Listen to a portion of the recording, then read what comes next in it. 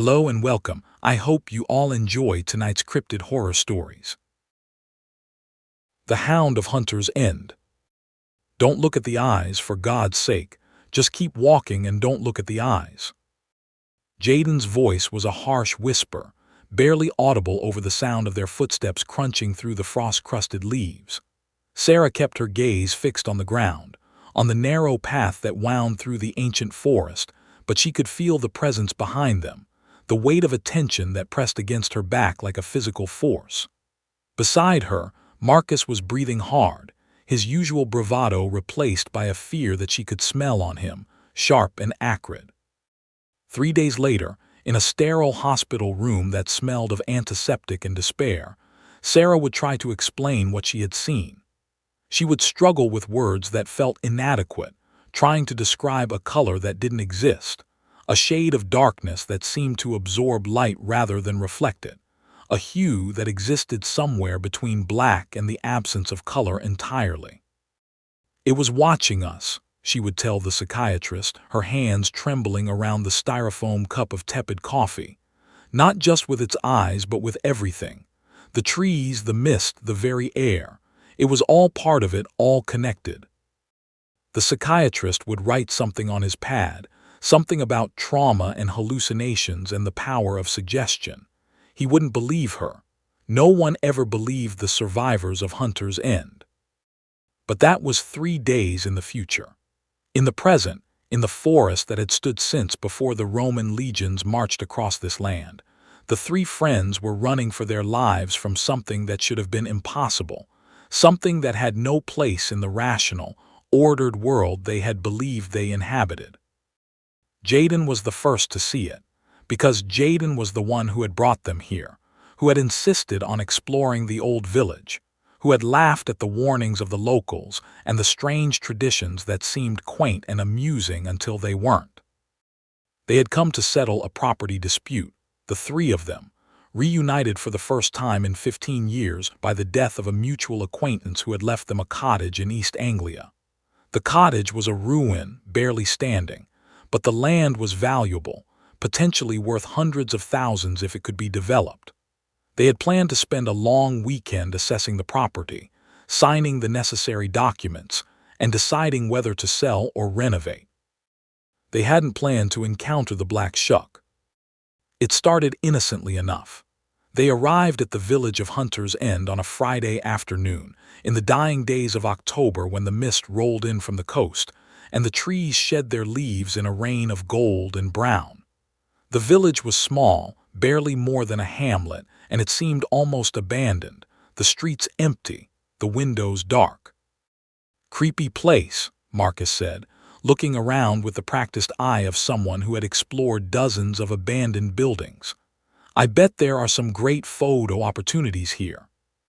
"Focus on the task at hand," Jaden said. "We need to find the solicitor's office, get the keys, and inspect the property." They found the solicitor easily enough, a small man with watery eyes and hands that trembled as he handed over the key and a sheaf of documents. "You're sure you want to stay at the cottage?" he asked, his voice barely audible. "There are lovely bed and breakfasts in the next town, very comfortable, very safe." "We'll be fine," Jaden said, dismissing the man's concern with a wave of his hand. "We've stayed in worse places." The solicitor looked at them for a long moment, his watery eyes seeming to see something that made him shudder. "Very well," he said, "but you'll want to observe the local customs. When the mist rolls in, leave a bowl of salted water and a piece of raw meat on your doorstep. It's traditional." "Superstition," Marcus snorted. "We'll be fine." They left the solicitor's office and walked to the cottage, which sat on the edge of the village, backed up against the forest that had given the place its name.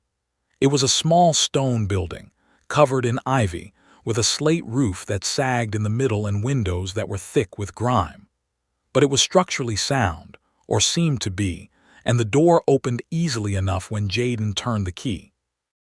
The interior was dusty and smelled of mold, but it was furnished, the previous owner having left behind a hodgepodge of furniture and personal effects that suggested a hasty departure. They explored the rooms, opening curtains, sweeping away cobwebs, and by the time the sun began to set, they had made the place almost habitable. It was Sarah who found the journal, tucked away in a drawer in the bedroom that had obviously been occupied by a woman, perhaps the previous owner. The journal was leather-bound, the pages yellow with age, and it was filled with cramped handwriting that grew increasingly frantic as the entries progressed. "Listen to this," Sarah said, sitting on the edge of the bed and reading aloud. "The hound came again last night.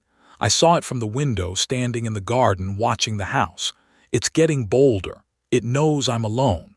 The old woman who lived here before me said it was a guardian, a protector, but I don't believe that anymore. I think it's waiting for something. I think it's marking me, preparing me for something worse." "Creepy," Marcus said, but he was smiling, enjoying the atmosphere of the place. "Local ghost stories, probably brings in tourists." "There's more," Sarah said, her voice dropping. "The hunt is coming. I can hear the horns in the distance, getting closer every night. The hound isn't here to protect me. It's here to guide them, to mark the prey. When the moon wanes and the mist rises, they'll be here, and I won't be able to escape." "Last entry was 3 months ago," Jaden said, looking over her shoulder. "The previous owner disappeared, remember? They never found her body." "Probably moved away," Marcus said. "People don't just vanish." "Maybe," Jaden said, but he didn't sound convinced. They spent the evening drinking wine and catching up, reminiscing about their childhood, their shared history, the divergent paths their lives had taken. Jaden was a historian now, teaching at a university in London, specializing in folklore and mythology. Sarah was a widow, her husband dead 2 years from cancer, still grieving in a way that she tried to hide from her friends. Marcus was an urban explorer and photographer, making a living documenting abandoned places and selling the prints online. They talked until midnight, until the wine was gone and the fire in the hearth had died to embers. They went to their separate rooms, Sarah taking the room where she had found the journal, Marcus taking the room at the back of the house, Jaden taking the sofa in the living room. Sarah slept fitfully, dreaming of dogs with eyes like saucers, of horns that sounded like screams, of something vast and terrible moving through the forest. She woke before dawn, her heart pounding, her sheets soaked with sweat. She got up and went to the window, pulling back the curtain to look out at the garden. The mist had rolled in during the night, thick and white, reducing visibility to a few feet. She could barely see the garden fence, barely see the trees beyond. But she could see the dog. It was sitting in the center of the garden, perfectly still, watching the house with eyes that seemed to glow with their own internal light. It was enormous, the size of a small pony, and its coat was so black that it seemed to absorb the mist around it, creating a void in the white. Sarah should have been terrified. She knew she should have been terrified. But instead she felt something else, something that she couldn't explain. She felt comforted. She felt safe. The dog was here to protect her, she knew with a certainty that transcended logic. It was here to guard her, to watch over her, to keep the darkness at bay. She watched it for what felt like hours, until the sun began to rise and the mist began to clear, and then, without moving, without making a sound, the dog was simply gone.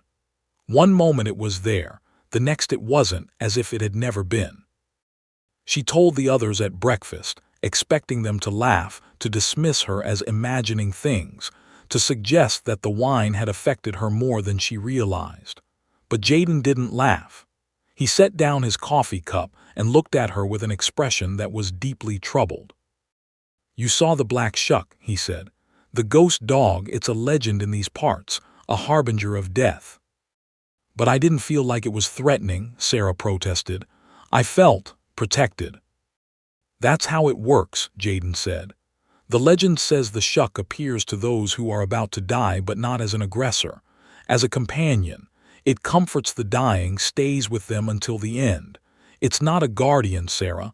It's a psychopomp, a guide to the afterlife." "That's morbid," Marcus said, but he was grinning. "Cool, though. I wish I'd seen it."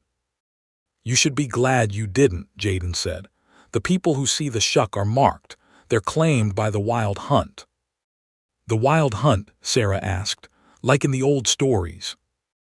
"Exactly like," Jaden said.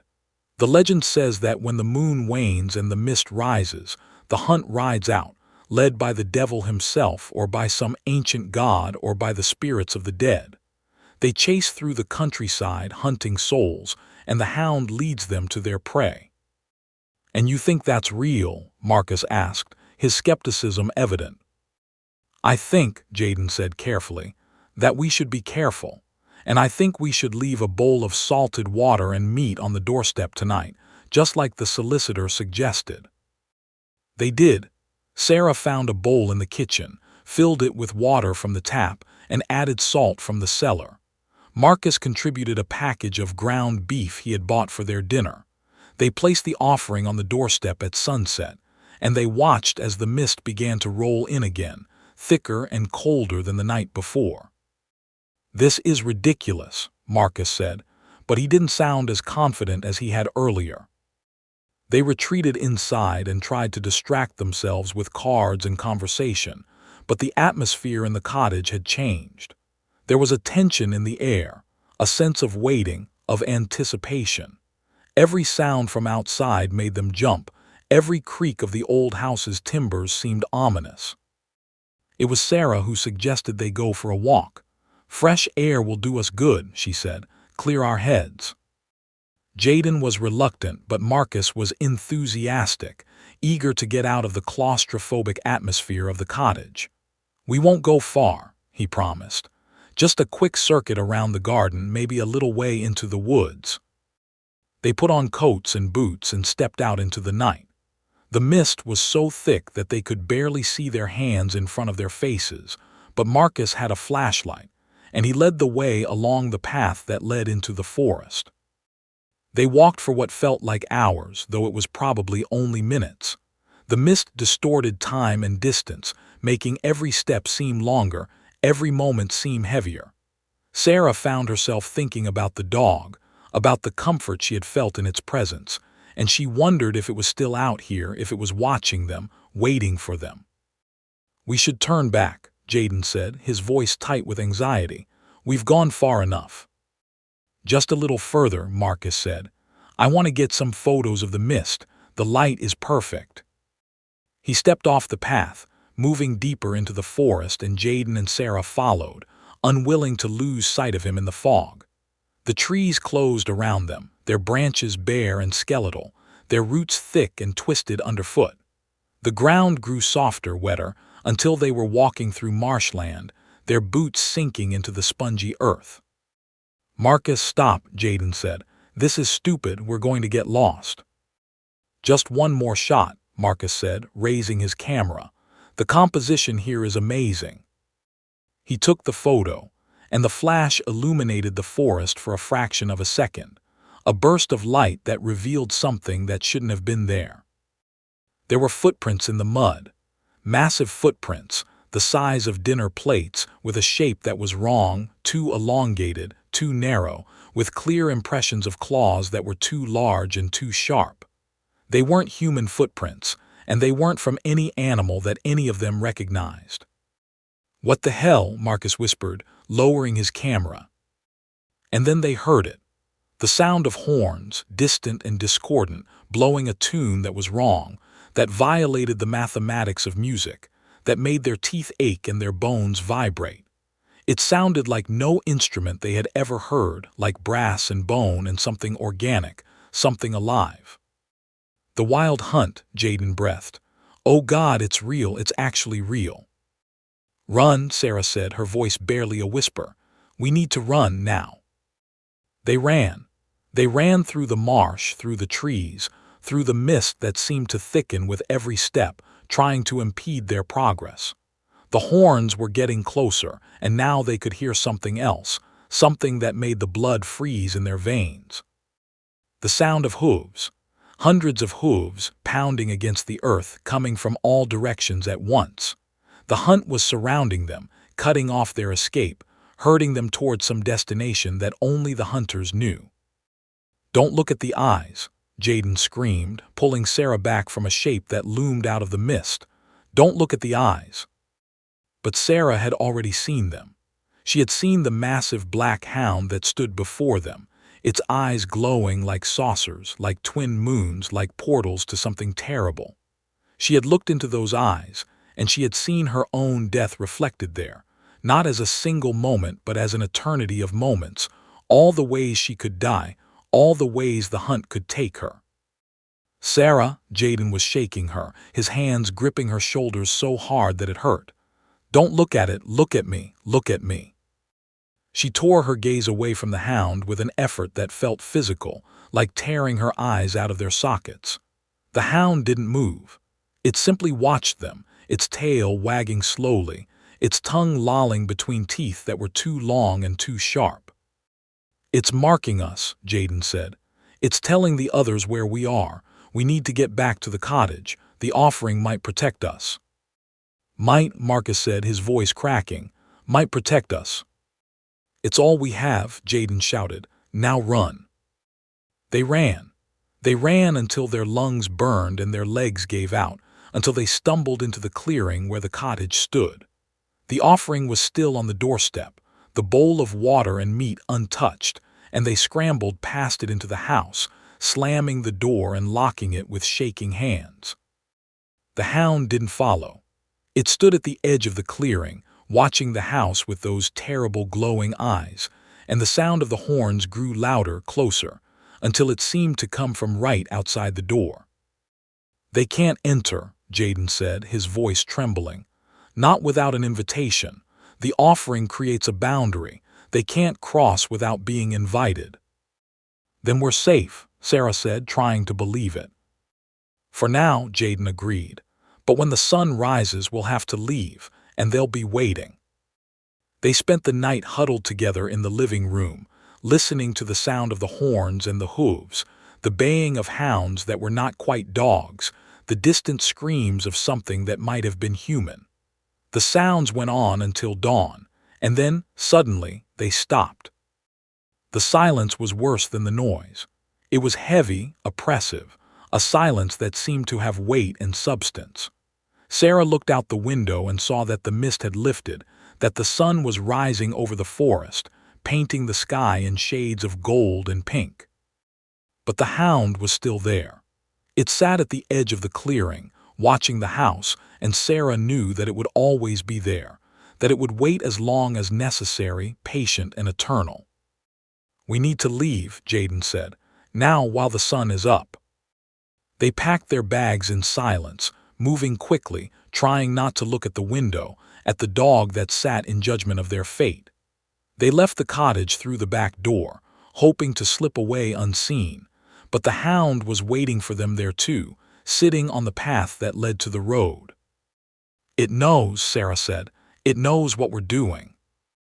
"Then we run," Marcus said, his bravado returning in the face of necessity. "We run, and we don't stop until we reach the car." They ran. The hound didn't follow, simply watched them go, but Sarah could feel its eyes on her back, could feel the mark that it had placed on her soul.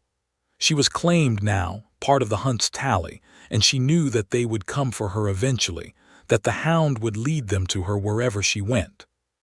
They reached the car and piled in, Jaden fumbling with the keys, his hands shaking so badly that he dropped them twice before he managed to unlock the door. They slammed the doors and locked them, and Jaden started the engine with a roar that seemed too loud in the morning stillness. The road out of the village was narrow and winding, barely wide enough for one car in places, and Jaden drove too fast, taking corners at speeds that made Sarah's stomach lurch. But the hound didn't follow, and the sound of horns didn't return, and slowly, painfully, they began to believe that they had escaped. They were wrong. The road led them in a circle. They drove for an hour, then two, following signs that should have led them to the highway to the next town to safety. But every turn brought them back to the same place, the same crossroads, the same signpost pointing in directions that made no sense. "We're going in circles," Marcus said, his voice tight with fear.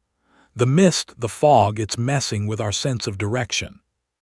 Or something is making us go in circles, Jaden said. The legend says the hunt can manipulate space, make you walk in circles no matter how straight you go. That's impossible, Marcus said, but he didn't sound convinced. We're trapped, Sarah said quietly. We're in its territory and it's not going to let us leave. They stopped the car at the crossroads and got out, looking around at the forest that surrounded them on all sides. The trees were ancient, their trunks thick with moss, their branches intertwining to block out the sun. It felt like they had driven into a different world, a world where the rules of logic and physics didn't apply. We need to find a crossroads, Jaden said. The legends say that the hunt appears at crossroads at midnight. If we can find one, maybe we can bargain with them. Bargain, Marcus repeated, with the wild hunt. It's our only chance. They walked, leaving the car behind, following a path that seemed to lead deeper into the forest with every step.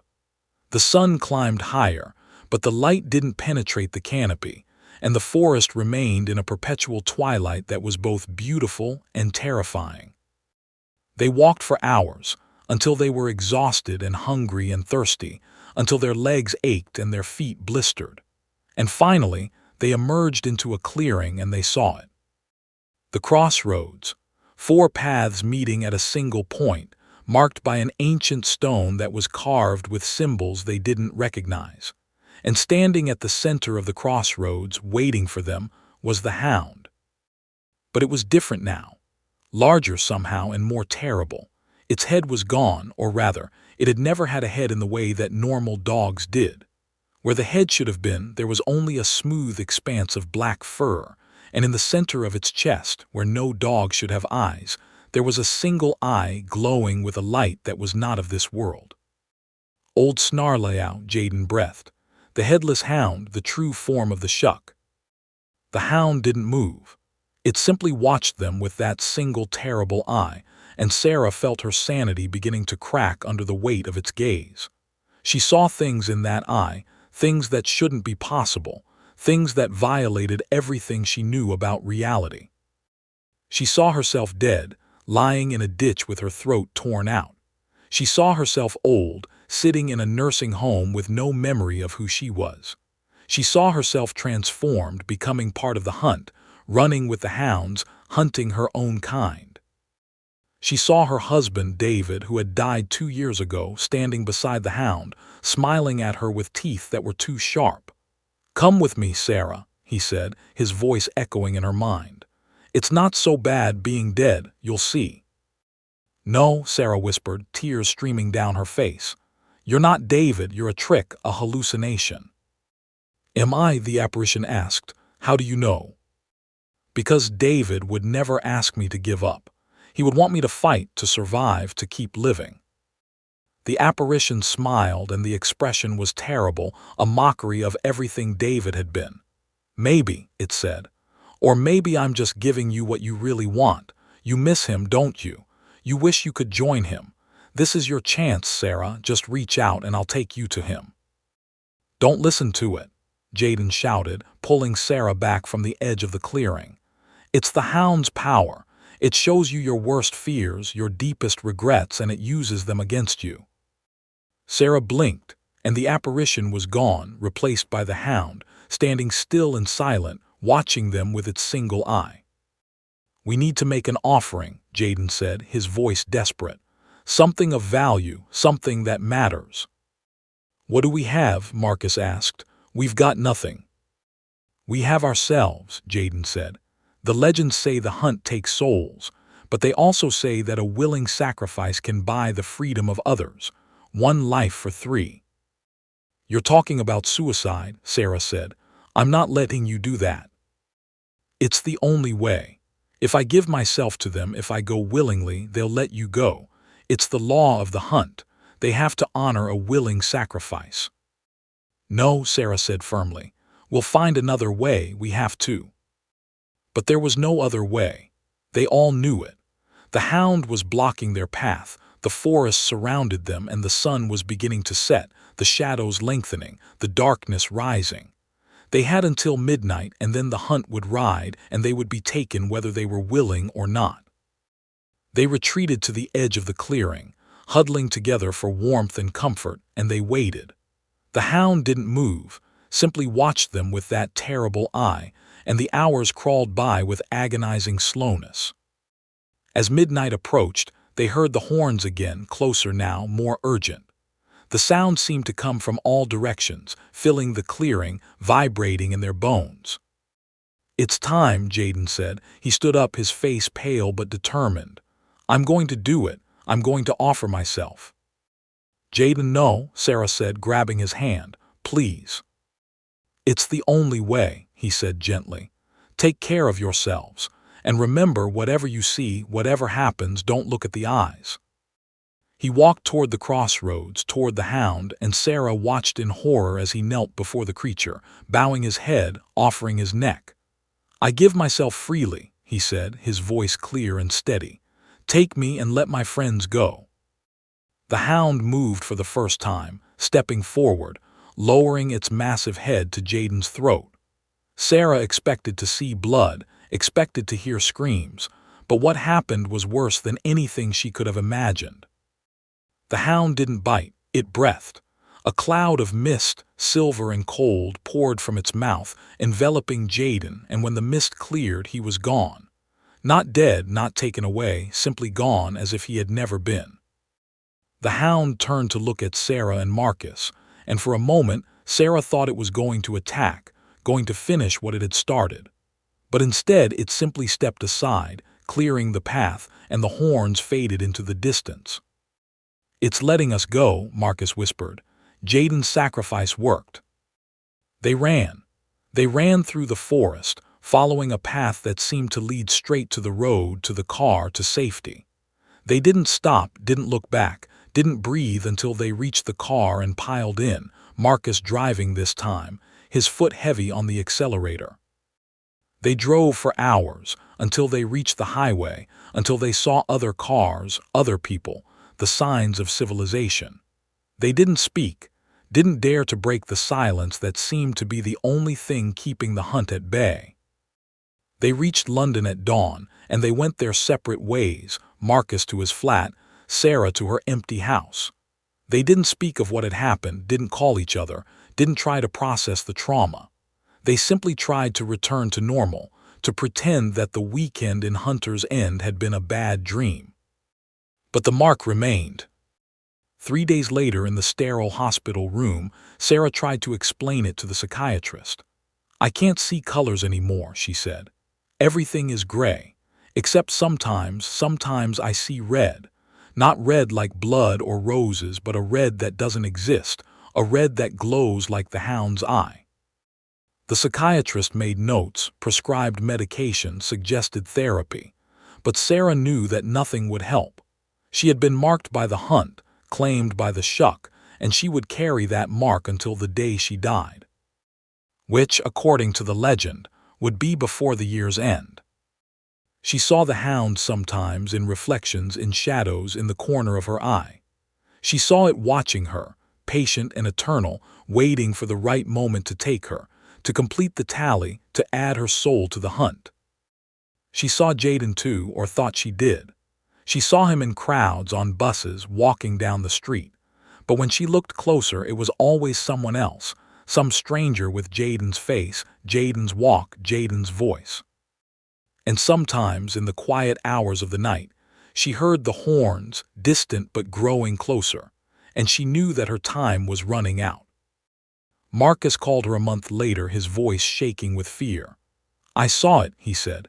"The hound, it was outside my window, and Sarah, I think I saw Jaden too, but he wasn't right, he was different." "We need to go back," Sarah said, the words coming out before she could stop them. "We need to finish this." "Go back? Are you insane?" "It's the only way. The mark won't let us go. We'll spend the rest of our lives running, looking over our shoulders, waiting for the hunt to catch us. But if we go back, if we face it, maybe we can find a way to break the contract." "Jaden tried that, he's gone." Jaden sacrificed himself for us. Maybe we can do the same for him. Maybe we can find a way to bring him back." Marcus was silent for a long time, then he sighed. "Fine, but if we die, I'm haunting you." They went back to Hunter's End on the next full moon, when the hunt was at its weakest, when the hounds slept and the riders rested. They found the cottage just as they had left it, the offering still on the doorstep, now rotten and crawling with maggots. They entered the house, and they found Jaden's journal, the one he had been keeping, the one that detailed everything he knew about the hunt, everything he had learned from the old texts and the villagers' stories. The wild hunt, according to Jaden's notes, was not a single entity but a collective, a group of souls that had been claimed over centuries, bound together by the hounds that led them.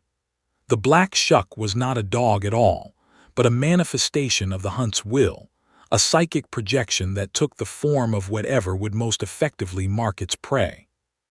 To break the mark, to free themselves from the hunt, they had to find the source, the original spirit that had started the hunt, the first soul that had been claimed.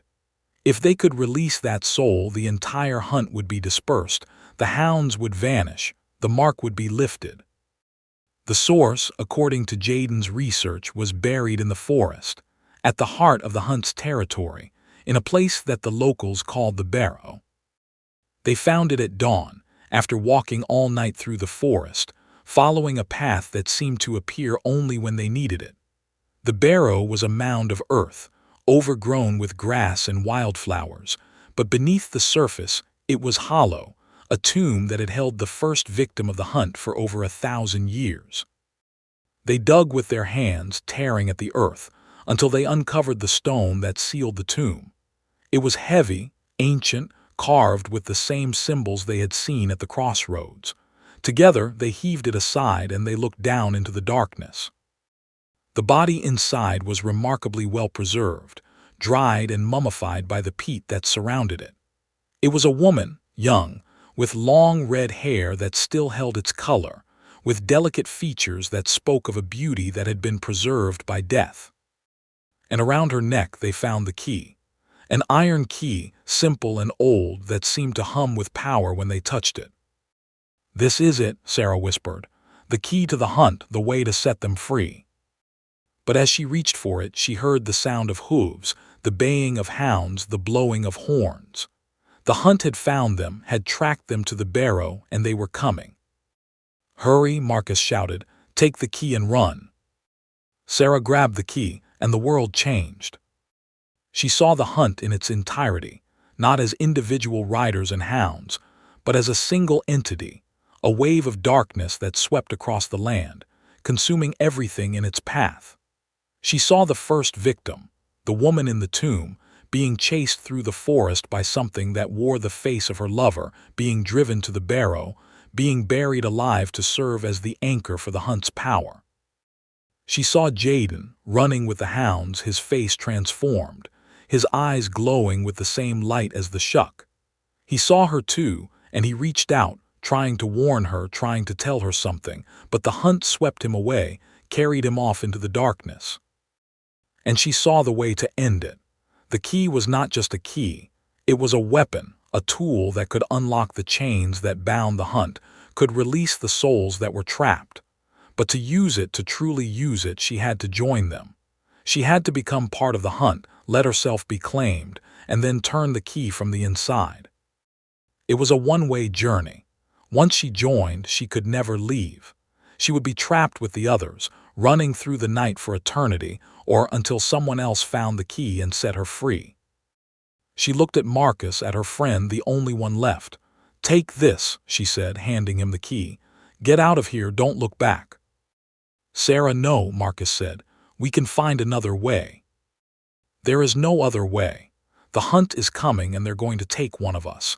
It might as well be me. I've got nothing left to lose. David is dead, Jaden is gone, and I'm marked anyway. At least this way I can do some good." "Sarah." "Go," she screamed, pushing him toward the path. "Run, and don't stop until you reach the road." Marcus ran. Sarah watched him go, and then she turned to face the hunt, the key clutched in her hand, her heart beating a rhythm of fear and determination. The hounds came first, pouring out of the trees like shadows given form, their eyes glowing, their teeth bared. They surrounded her, but they didn't attack, simply waited, as if they knew what she was planning. Then came the riders, faceless figures on black horses, carrying weapons that gleamed with an unnatural light. They circled her, tighter and tighter, until she could feel their breath, cold and rotten, on her skin. And finally, the leader, the one who had started it all, the first hunter, the one who had claimed the red-haired woman so many centuries ago. It wore no face, had no form that she could understand. It was simply darkness, hunger, the void that waited at the end of all things. "I claim you," the darkness said, and its voice was the sound of the horns, the baying of the hounds, the screaming of the wind. "Your soul is mine." "Not yet," Sarah said, and she raised the key. "I have something to say first." She spoke the words that Jaden had written, the words of the ritual, the words that would bind her to the hunt but also give her power within it. She felt the change come over her, felt her humanity slipping away, felt herself becoming something else, something that existed between life and death, between the hunter and the hunted. And then, when the transformation was complete, when she was one of them, she turned the key. The effect was immediate and devastating. The chains that bound the hunt shattered, the links breaking, the souls that had been trapped for centuries screaming as they were released. Sarah saw them go, saw the faces of the lost, the damned, the forgotten, rising up into the light, finally free after so long. She saw Jaden, his face clear and human again, smiling at her with genuine warmth. "Thank you," he mouthed, and then he was gone, rising with the others, leaving the darkness behind. The hunt collapsed. The hounds vanished, their forms dissolving into mist. The riders faded, their horses galloping into nothingness.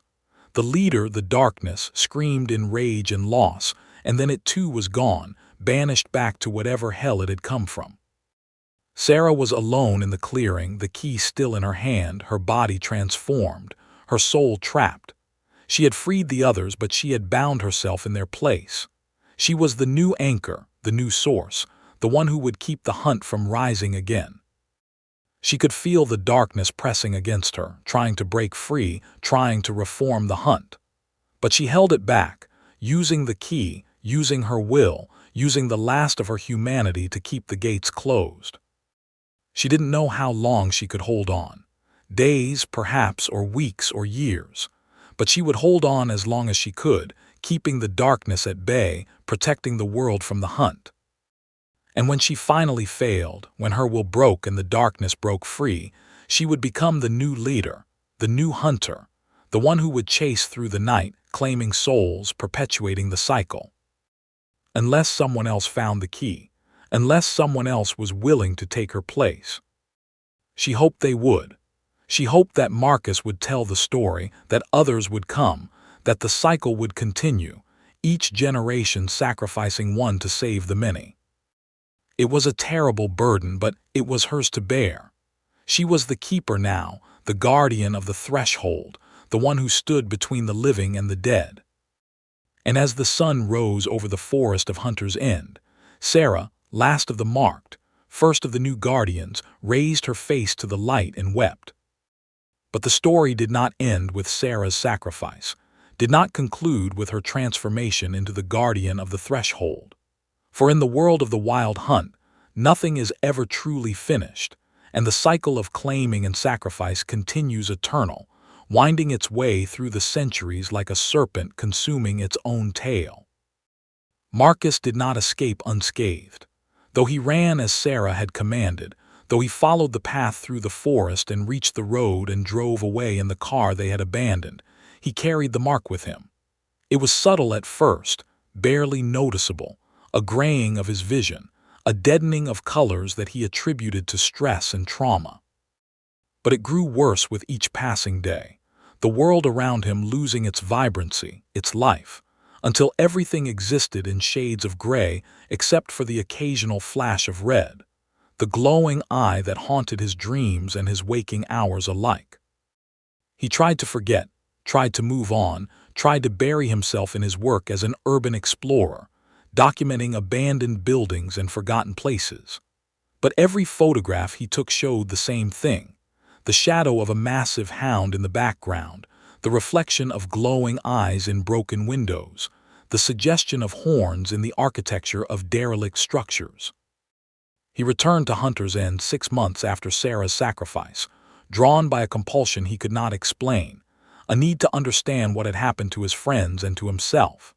He found the village changed, the cottage renovated, the forest cleared in places where trees had stood for centuries.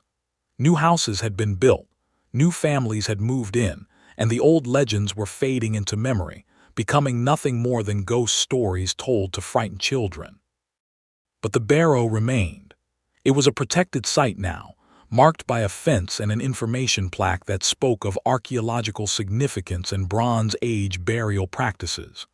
Marcus stood at the fence, looking at the mound of earth, and he knew that Sarah was still inside, still holding the darkness at bay, still suffering for the choice she had made. "You shouldn't have come back." The voice came from behind him, old and cracked, and Marcus turned to see an ancient woman leaning on a cane, her eyes milky with cataracts but her gaze piercing nonetheless. She wore the clothes of a local, a tweed coat and sturdy boots, and she looked at him with an expression that was equal parts pity and warning. "I had to," Marcus said. "I need to understand. I need to know if there's a way to free her." The old woman laughed, a dry sound like dead leaves rustling. "Free her? She's not a prisoner, boy. She's a guardian. She chose her fate, and she's not suffering. She's transcended." "I don't believe you." "Then look." The old woman raised her cane and pointed at the barrow, and suddenly Marcus could see, really see, through the veil that separated the world of the living from the world of the hunt. He saw Sarah, or what Sarah had become, standing at the entrance to a tunnel that led down into the earth, down into darkness. She was transformed, her body glowing with an inner light that was both beautiful and terrible, her eyes shining with the same red glow that haunted his vision. But she wasn't alone. Around her in the darkness he could see the others, the souls that she had freed, the riders and hounds that had been bound to the hunt for centuries. They weren't gone, not really. They had just changed allegiance, shifted their loyalty from the old darkness to the new guardian. They served Sarah now, protected her, helped her maintain the boundaries that kept the hunt from rising again. And at the center of it all, bound in chains of light and shadow, was the darkness itself, the first hunter, the thing that had started the hunt so long ago. It raged and thrashed against its bonds, but it couldn't break free, not while Sarah held the key, not while she maintained her vigil. "She's stronger than she looks," the old woman said. "Stronger than any guardian before her. The hunt won't rise again while she stands watch." "But she's trapped," Marcus said. "She's alone in the dark." "She's not alone. She has the others, and she has purpose. That's more than most of us get in this life." Marcus looked at the old woman, really looked at her, and he saw something that made his blood run cold. In her shadow, cast by the afternoon sun, he could see the shape of a massive hound, its eyes glowing red, its body massive and terrible. "You're one of them," he whispered. "You're part of it." The old woman smiled, and her teeth were too sharp, too numerous. "I'm the last of the old keepers," she said. "The ones who served the hunt before the compact was made, before the first guardian was bound. I've lived for 3 centuries, boy, waiting for someone strong enough to take my place. And now I've found her." "You're going to take Sarah's place?" "No," the old woman said. "I'm going to join her. The guardian needs an apprentice, a successor, someone to take up the burden when she finally falls. I've been waiting for the right candidate for a long time. And now, with the key in new hands, with the darkness bound and the hunt dispersed, I can finally rest." "You're insane," Marcus said. "You want to become part of that." "I want to serve," the old woman said. "I want to protect the world from the darkness. It's all I've ever wanted, all I've ever done. And now I can do it properly from the inside where the real power lies." She turned to face the barrow, and Marcus saw her begin to change, her body growing transparent, her form shifting and stretching, becoming something that was neither human nor beast but something in between. She was becoming a hound, one of the guardians, one of the protectors who served the new guardian in the darkness. "Wait," Marcus said. "What about me? What happens to those of us who survived?" The old woman, or the thing that had been the old woman, turned to look at him with eyes that glowed red. "You carry the mark," she said. "You're bound to the hunt even if the hunt is bound. You'll see things, hear things, know things that others don't.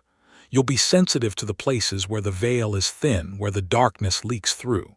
You'll be a warning system, a canary in the coal mine. And when I die, then you'll join us," the hound said. "All who are marked become part of the hunt in the end. It's the price of survival.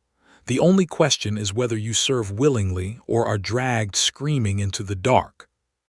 The hound turned and bounded toward the barrow, its massive body passing through the fence as if it wasn't there, and Marcus watched as it disappeared into the mound, becoming part of the guardian's court, part of the protection that kept the world safe.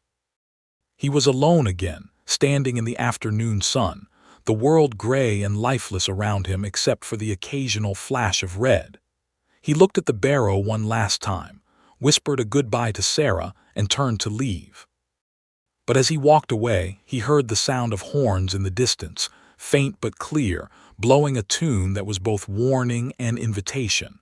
The hunt was still out there, somewhere, waiting. The guardian held the darkness at bay, but the darkness was patient, and the hunt was eternal.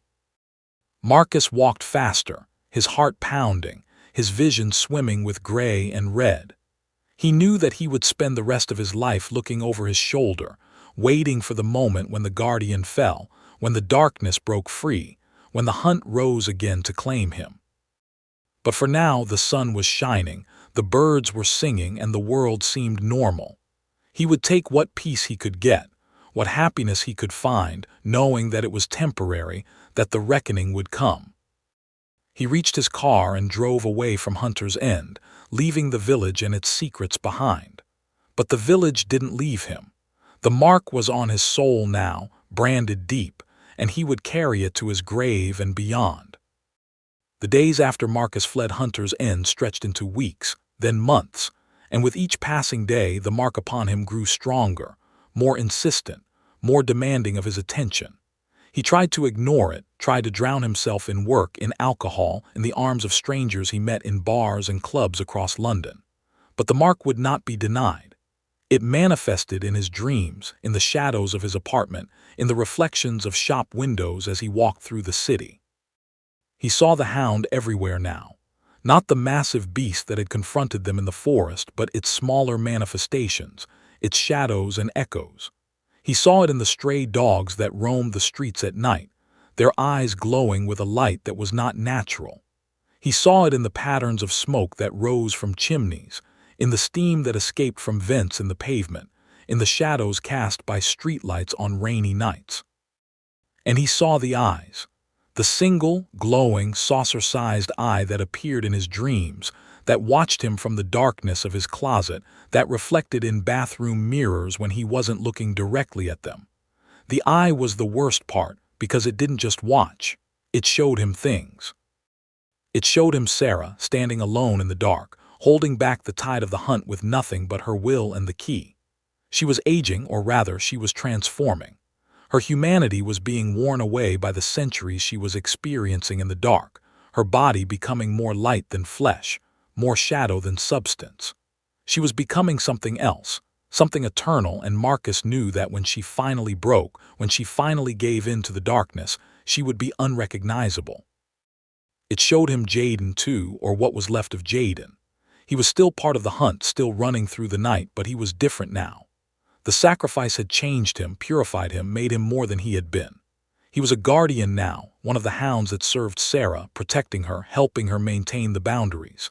He had found purpose in death that he had never found in life, and sometimes in the depths of night, Marcus could hear him howling, a sound that was both mournful and triumphant. And it showed him the others, The ones who had come before, the ones who had been claimed by the hunt over the centuries. There were thousands of them, tens of thousands, a legion of souls bound to the cycle of claiming and sacrifice.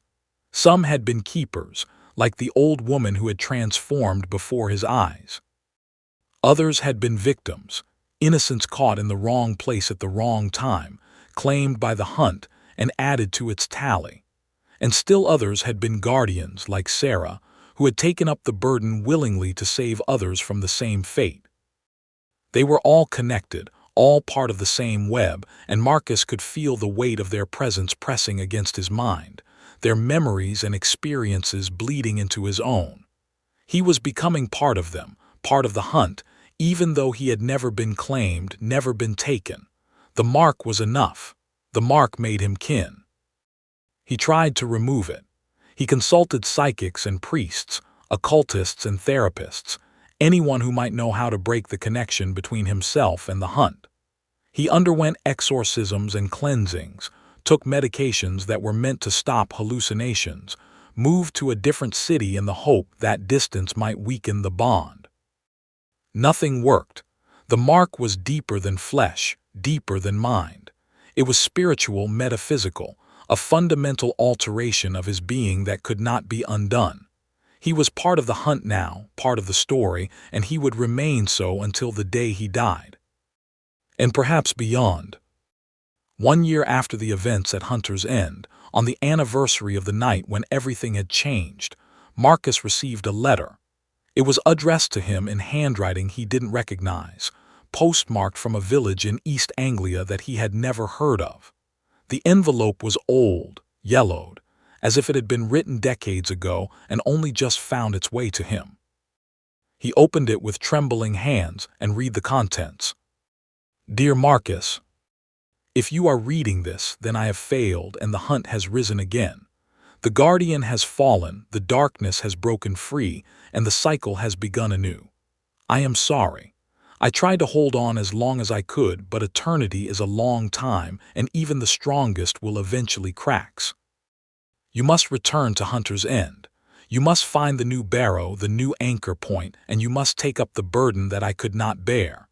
The key is waiting for you, hidden where only one who carries the mark can find it. The ritual is the same as before. One life for many, one guardian for the world. I am sorry to ask this of you. I am sorry for everything, but there is no one else. The mark has chosen you and you must answer its call. With love and regret, Sarah. Marcus read the letter 3 times, his heart pounding, his hands shaking. Sarah was gone. The guardian had fallen. The darkness was loose and the hunt was riding again. He knew he should run.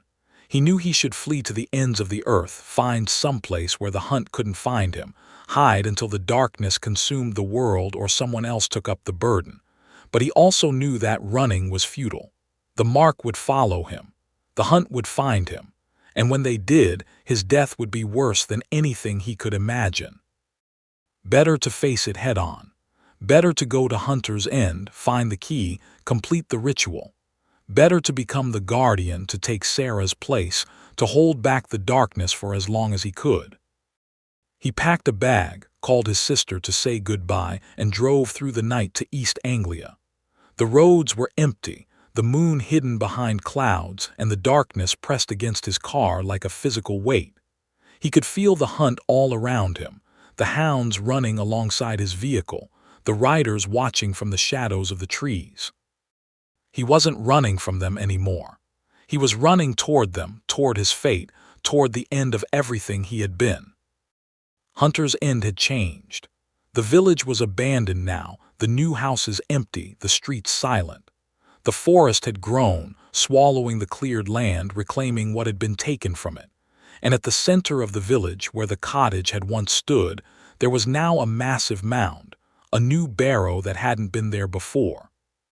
Marcus parked his car and walked toward the mound, the mark on his soul burning with a heat that made his skin blister. He could feel the darkness inside, the presence of the hunt, the weight of the guardian who had fallen. Sarah was there, or what was left of her body broken, her will shattered, her light extinguished. He found the entrance to the barrow easily, the stones arranged in a pattern that the mark made clear to him. He descended into the dark, following a tunnel that led down into the earth, down into the place where the anchor was kept. The darkness inside was absolute, but Marcus didn't need light to see. The mark allowed him to perceive the world in a different way, to see the spiritual architecture of the space, the lines of power that connected everything together. He could see the hunt, sleeping but restless, waiting for the guardian to return so that the cycle could continue. And he could see Sarah. She was lying at the center of the chamber, her body transformed beyond recognition. She was no longer human, no longer even remotely like the woman she had once been. She was a creature of light and shadow, her form shifting and flowing, her eyes glowing with the same red light that haunted Marcus's vision. But she was dying. Her light was fading, her form dissolving, her essence leaking away into the darkness. She had held on for as long as she could, but the strain of containing the hunt, of keeping the darkness at bay, had finally overwhelmed her. "Marcus," she whispered, and her voice was the sound of wind through dry leaves, of water over stone. "You came." "I got your letter," he said, kneeling beside her. "I'm here to help." "No," she said, her voice weak. "Not help, replace. I can't hold on anymore. The darkness is breaking free. You must take my place. You must become the guardian." "I know," Marcus said. "I understand. Tell me what to do." Sarah smiled, and the expression was terrible, a rictus of pain and relief. "The key," she said. "Take the key. It's inside me. You must cut it out." Marcus felt his stomach lurch. "Cut it out." "The key is bound to the guardian's heart," Sarah said. "To take it, you must take my heart. It's the only way." Marcus looked at his friend, at the creature she had become, and he felt tears streaming down his face. "I can't," he whispered. "I can't kill you." "You're not killing me," Sarah said. "I'm already dead. You're releasing me. You're setting me free. Please, Marcus, it's the only way." Marcus reached into his bag and found the knife he had brought, a simple hunting blade that he had used on camping trips in his youth. He held it over Sarah's chest, his hand shaking, his heart breaking. "I'm sorry," he whispered. "I'm so sorry." "Don't be," Sarah said. Thank you for giving me peace." Marcus brought the knife down. The ritual was bloody and brutal, and Marcus wept throughout, his tears mixing with the blood that coated his hands. He cut open Sarah's chest, reached inside and found the key, not a physical object but a shard of light, a fragment of power that pulsed with the heartbeat of the hunt. He pulled it free, and Sarah's body dissolved, her essence released from the burden she had carried, her soul finally free to move on to whatever came next. Marcus felt her gratitude, her relief, her love, as she passed from this world into the next. And then he was alone in the dark, holding the key, feeling the weight of the hunt pressing against his mind. He spoke the words of binding, the ritual that would make him the new guardian, the new anchor, the new sacrifice. He felt the power flow into him, felt his body begin to change, felt his humanity being stripped away piece by piece. He screamed, and the sound was answered by the hunt, by the hounds and the riders and the darkness that was the hunt's master. They welcomed him, embraced him, made him part of their eternal cycle. And when the transformation was complete, when Marcus had become something other than human, he stood in the center of the barrow, the key burning in his chest, and he felt the weight of his new responsibility settle onto his shoulders. He was the guardian now. He would hold back the darkness for as long as he could, and when he fell, someone else would take his place. The cycle continued. The hunt went on, and Marcus, last of the marked, first of the new guardians, settled into his eternal vigil, waiting for the day when he would finally break, when the darkness would rise again, when the story would begin anew. In the world above, the sun rose over Hunter's End, and the village seemed peaceful, abandoned but serene. The forest grew, the seasons changed, and life went on. But in the dark beneath the barrow, the guardian watched, and the darkness waited, and the wild hunt prepared to ride once more. The Silence of the Canopy. The first thing Zane noticed wasn't the smell of decay, but the sound of a flute made from a human femur, playing a melody that didn't quite fit the mathematics of music. It was a subtle wrongness, a note that existed between the standard frequencies, a tone that seemed to bypass his ears and register directly in his nervous system. He stopped mid-step, his machete raised to cut through another curtain of hanging vines, and he listened. The sound was coming from ahead, from deeper in the jungle, from the place his guide had warned him about, the place they called the throat. "Dr. Hassan," the guide said, his voice barely a whisper, "we should not be here, the sound. It means they are hunting." "Who's hunting?" Zane asked, though he already knew the answer. He had spent 15 years chasing this legend, this myth, this possibility that had destroyed his career and his reputation. He wasn't turning back now, not when he was so close. "The Maricoxi," the guide whispered, and the name hung in the humid air like a curse. Zane felt a chill despite the heat. The Maricoxi, the monkey men, the missing link that Percy Fawcett had claimed to find before his disappearance in 1925. The creatures that mainstream anthropology dismissed as superstition, as misidentification, as the ravings of a madman. But Zane knew better. He had seen the evidence, the footprints, the hair samples, the stone tools that predated human habitation in the region. He knew the Maricoxi were real, and he was going to prove it. He was going to prove it, or he was going to die trying. Zane had been a promising anthropologist once, back before the incident at the conference in 2018. He had been on the verge of tenure at a prestigious university, with publications in top-tier journals and a book deal in the works. He had been respected, admired, on the fast track to becoming one of the leading voices in his field. Then he had presented his theory about Fawcett's monkey men. He had laid out his evidence. The anomalous stone markers found in the Amazon, the reports from indigenous tribes of hairy men in the forest, the DNA analysis of hair samples that showed an unknown primate species. He had argued that these creatures represented a divergent evolutionary branch, a separate lineage that had developed alongside humans, adapting to the jungle environment in ways that Homo sapiens never had. His colleagues had laughed at him. They had called him a crackpot, a publicity seeker, a disgrace to the field. They had questioned his methodology, his evidence, his sanity. Within 6 months, he had lost his position, his funding, his reputation. But he hadn't lost his belief. He spent the next 5 years in obscurity, working menial jobs, living in cheap apartments, scraping together enough money to continue his research. He made contacts with smugglers and black market antiquities dealers, with indigenous activists and illegal loggers, with anyone who might have information about the deep Amazon, the places where the government didn't go, the places where legends lived. And slowly, piece by piece, he built his case. He found more evidence, more witnesses, more anomalies that couldn't be explained by conventional anthropology. He mapped the reports, identified patterns, narrowed down the search to a specific region of the Amazon basin where the Maricoxi were said to dwell. A dead zone, the locals called it.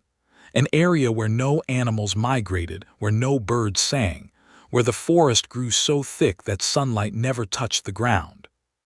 Zane knew he had to go there. He had to see for himself, to document, to prove that he had been right all along. He found funding through a private investor, a wealthy eccentric who was obsessed with cryptids and lost civilizations. The man had given him $200,000, no strings attached, with the understanding that whatever Zane found would be documented for a documentary film. Zane assembled a team. Himself, the guide named Rodrigo who had grown up in the region, a documentary filmmaker named Maya who had made her reputation filming in dangerous places, and 2 mercenaries, veterans of various conflicts who were there for the money and the adventure. Carlos and Dimitri. Carlos was a Colombian who had fought in the FARC and then against them, a man with more scars than skin. Dimitri was a Russian who claimed to have served in Spetsnaz, though his stories changed with every telling. They were hard men, violent men, the kind of men you wanted at your side when you were going into unknown territory. They flew to Manaus, took a boat upriver for 3 days, then traveled by foot for another week, following trails that existed only in Rodrigo's memory. The jungle closed around them, hot and wet and alive with sounds that seemed to come from everywhere and nowhere. Zane felt alive for the first time in years. This was what he was meant to do, what he had been born for. He was going to find the Maricoxi, going to prove his theory, going to rewrite the history of human evolution. He was so focused on his goal that he didn't notice the signs, the warnings, the subtle wrongnesses that should have told him to turn back. The forest grew quieter the deeper they went. The bird calls faded, the insect hum diminished, even the sound of the river they had followed became distant and muffled. The vegetation changed, becoming denser, more ancient, with trees that seemed to predate human civilization.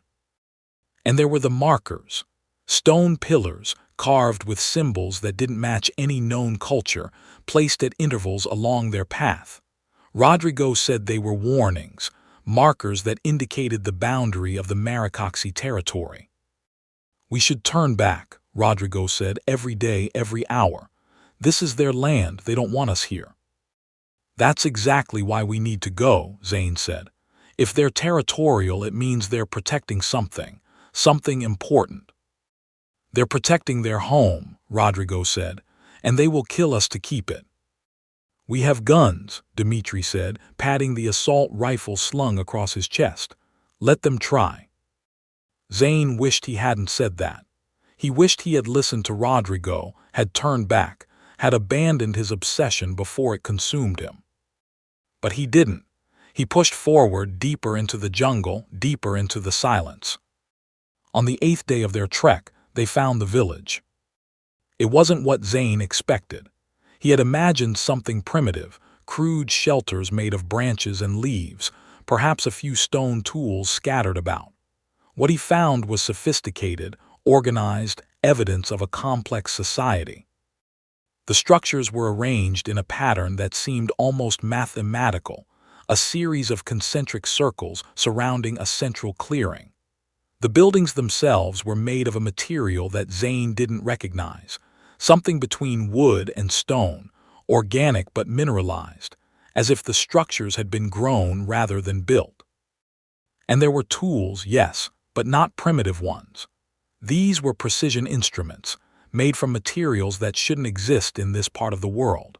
Metal blades that were sharper than surgical steel, ceramic containers that seemed to regulate temperature, organic mechanisms that pulsed with a rhythm that suggested life. "This is impossible," Maya breathed, her camera recording everything. "This technology, it's not possible." "It's not technology," Zane said, approaching one of the structures. "It's biology. Look at the way it's grown, not built. These are living structures." "Living?" Carlos said, his hand on his weapon. "What do you mean, living?" "I mean they're made of organic material that's been cultivated, shaped. The Maricoxi aren't just intelligent. They're bioengineers. They grow their tools, their homes, everything they need." "That's insane," Dimitri said. "It's brilliant," Zane said. "Think about it. No mining, no smelting, no manufacturing, just growth. They let the forest provide and they shape it to their needs." Rodrigo was silent, his face pale. "We need to leave," he said finally. "Now, before they come back." "Come back?" Zane asked. "Rodrigo, look around. This place is abandoned. They've been gone for days, maybe weeks." "They're not gone," Rodrigo said. "They're watching. They're always watching." Zane ignored him. He was too excited, too close to his goal. He moved through the village, documenting everything, touching the structures, examining the tools, taking samples of the strange organic material. Maya filmed it all, her camera capturing the strange beauty of the place, the alien sophistication of the design. Carlos and Dimitri kept their weapons ready, but they relaxed as the hours passed and no threat materialized. Only Rodrigo remained tense, his eyes darting to the trees, his ears straining for sounds that the others couldn't hear. They set up camp in the center of the village, in the clearing that seemed designed for gatherings. They built a fire, cooked their rations, and Zane lectured about what they had found, about what it meant, about how this discovery would change everything. The Maricoxi aren't just a new species, he said.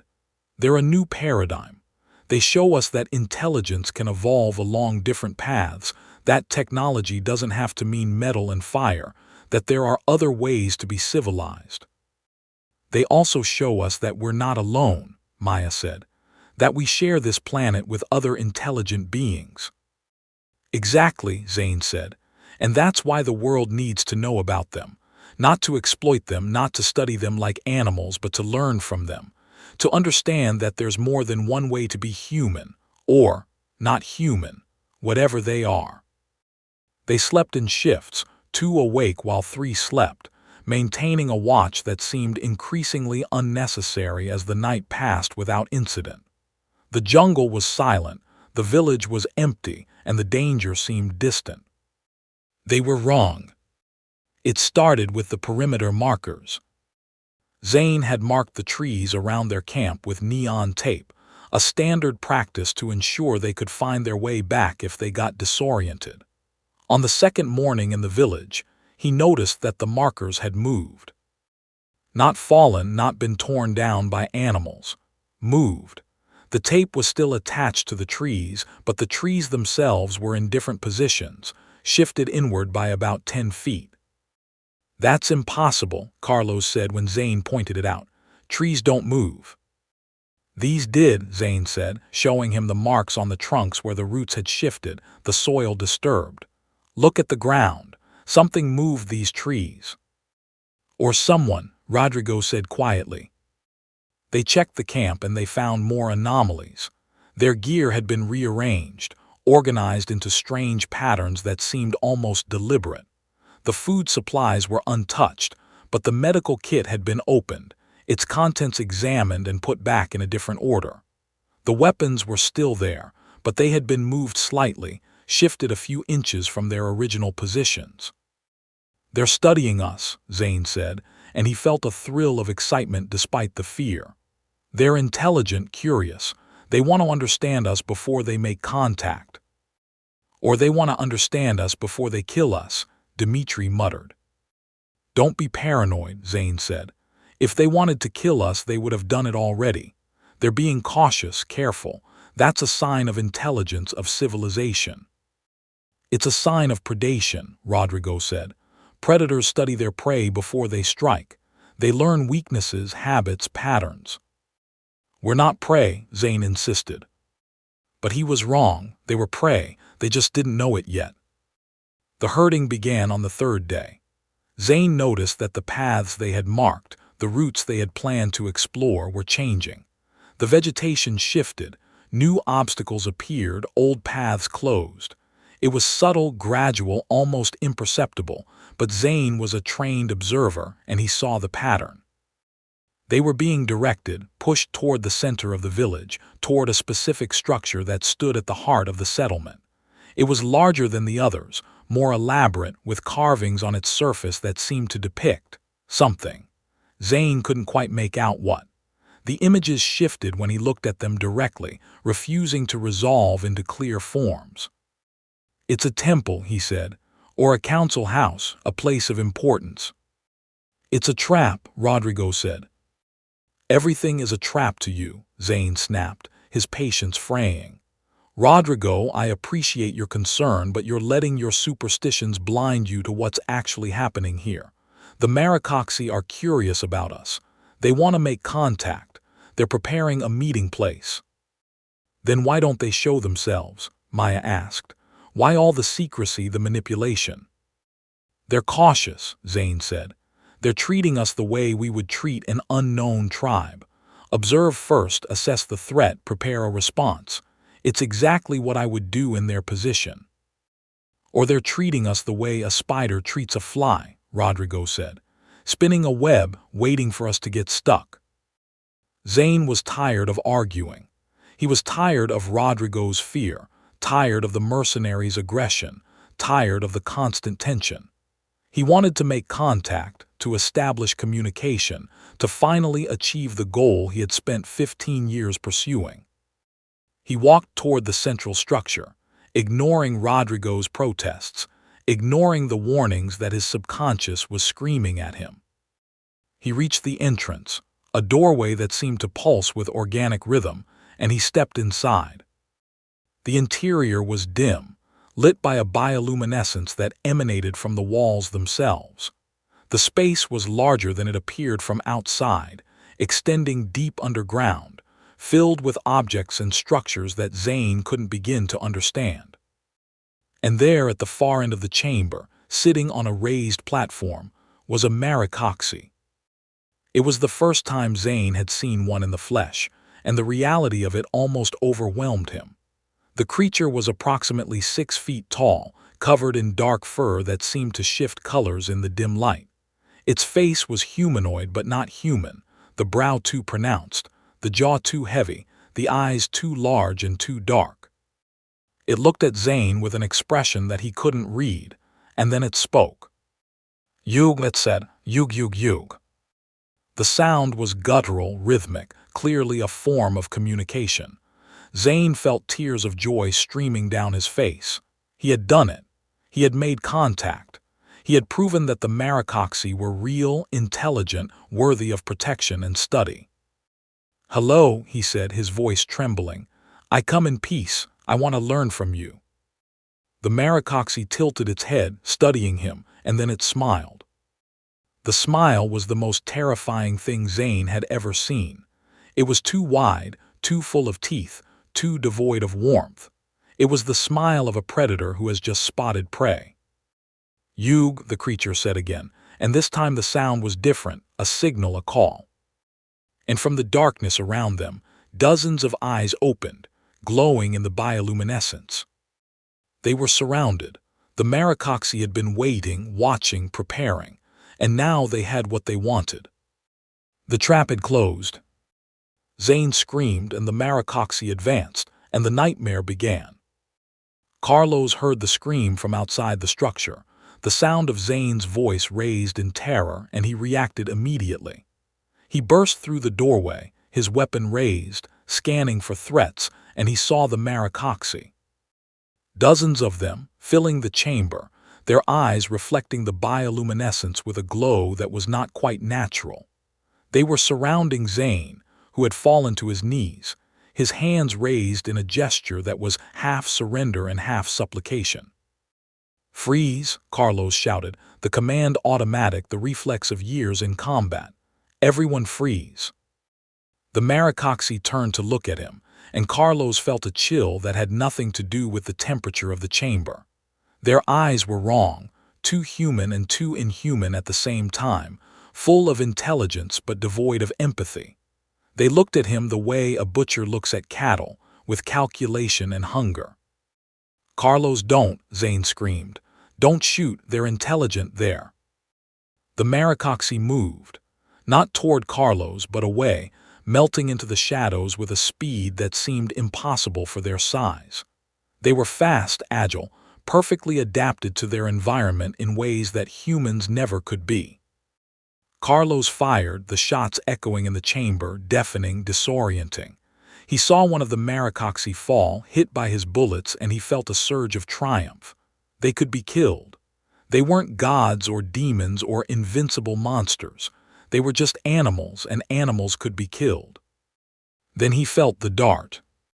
It hit his neck, a sting like a wasp, and he reached up to pull it out.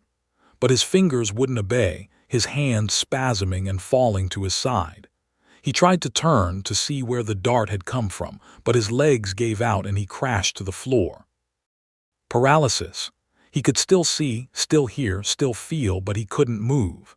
He lay on the ground, helpless, watching as the Maricoxi emerged from the shadows and surrounded him. They didn't kill him immediately. That would come later.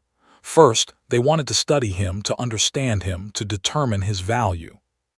He felt hands on him, strong hands with claws that scratched but didn't cut, lifting him, carrying him. He was taken deeper into the structure, down tunnels that seemed to shift and pulse around him, into chambers that defied his understanding of architecture and biology. They placed him on a platform, similar to the one where Zane had seen the first Maricoxi. They gathered around him, examining him with instruments that were grown rather than made, probes of living tissue, sensors of organic material, tools that seemed to breathe and pulse. They cut his clothes away methodically, efficiently. They examined his skin, his hair, his teeth. They took samples, blood, saliva, skin cells, hair follicles. They were cataloging him, he realized, adding his biological information to their database. But they didn't speak to him. They didn't try to communicate. They simply studied, observed, recorded. He was an object to them, a specimen, nothing more. When they were finished with their examination, they injected him with something. He felt a burning in his veins, a fire that spread from the injection site to his whole body. He wanted to scream, but his vocal cords were paralyzed, and no sound came out. The burning faded into a dull ache, and then into a strange euphoria. He felt light, detached, as if his consciousness was floating above his body. The fear receded, replaced by a strange acceptance, a sense that whatever was happening was natural, right, inevitable. He didn't feel the hands that lifted him, didn't notice the journey through the tunnels, didn't realize where they were taking him. He was lost in the chemical haze, aware but not aware, present but not present. When the euphoria faded, he found himself in a different place. A large chamber open to the sky, filled with cages. Cages made of living wood, grown rather than built, each one containing a prisoner. There were animals, monkeys, birds, a jaguar that paced endlessly, and there were humans. He saw Dmitri first. The Russian was in a cage nearby, his body curled into a ball, his eyes vacant and empty. He was alive, Carlos could see that, but he wasn't there. The spark of consciousness, of personality, of humanity was gone. Next to Dmitri was Maya. She was sitting upright, her back against the bars, her camera clutched to her chest like a talisman. She looked at Carlos with eyes that were aware, alert, terrified. "Carlos," she whispered. "Oh God, Carlos, what are they doing to us?" Carlos tried to answer, but his vocal cords still wouldn't work. He tried to move, to gesture, but his body was still paralyzed. All he could do was lie there, staring at Maya, trying to communicate his helplessness through his eyes. She understood. She always had been perceptive. "You can't move," she said. "They got you too. They got all of us." All of us? The words echoed in Carlos's mind. All of us. Rodrigo, Zane, were they here too? Were they in cages, paralyzed and helpless, waiting for whatever the Maricoxi had planned? He heard a sound then, a sound that made his blood run cold. It was the sound of the femur flute, the same melody that Zane had heard at the beginning. But now it was louder, more complex, joined by other instruments, drums made of stretched skin, rattles made of bone, chimes made of teeth. The Maricoxi were performing a ritual, and they were the subjects. The music grew louder, more insistent, and Carlos felt his consciousness beginning to slip again. The drug they had given him was still in his system, still affecting his mind, and the music seemed to trigger it, enhance it, drive him deeper into the haze. He saw figures approaching, Maricoxi dressed in elaborate costumes made of feathers and fur and woven plant fibers. They carried implements that looked like surgical tools, sharp and precise, and clearly designed for cutting. No, Carlos thought, no, no, no, no. But he couldn't move, couldn't scream, couldn't fight. He could only watch as they opened his cage, lifted him out, placed him on a stone altar that seemed to grow from the floor itself. The music reached a crescendo, and Carlos felt something shift in his mind. A door opening, a connection forming, a presence entering his consciousness. He saw the Maricoxi not as individuals but as a collective, a hive mind that spanned the entire tribe. He felt their thoughts, their plans, their purpose. They weren't just predators. They were something else, something more complex and more terrible. They were farmers. They cultivated the jungle, shaped it, grew it to their specifications. And they cultivated other things too. Fungi, primarily, a vast network of mycelium that connected everything in their territory, that allowed them to communicate, to think, to be. But the fungi needed nutrients, needed organic matter, needed fertilizer. That's what the humans were. Fertilizer. Food for the fungi that sustained the Maricoxi civilization. They didn't kill their prey immediately because they needed them alive, needed their bodies to be fresh when they were finally consumed, needed their fear and suffering to feed the fungi in ways that simple decay could not. The Maricoxi were harvesting them. Carlos felt the knowledge settle into his mind with a horrible clarity. He understood now. He understood everything. The capture, the study, the cages. They were being cultivated just like the jungle, just like the fungi. They were crops, waiting to be harvested. The music stopped.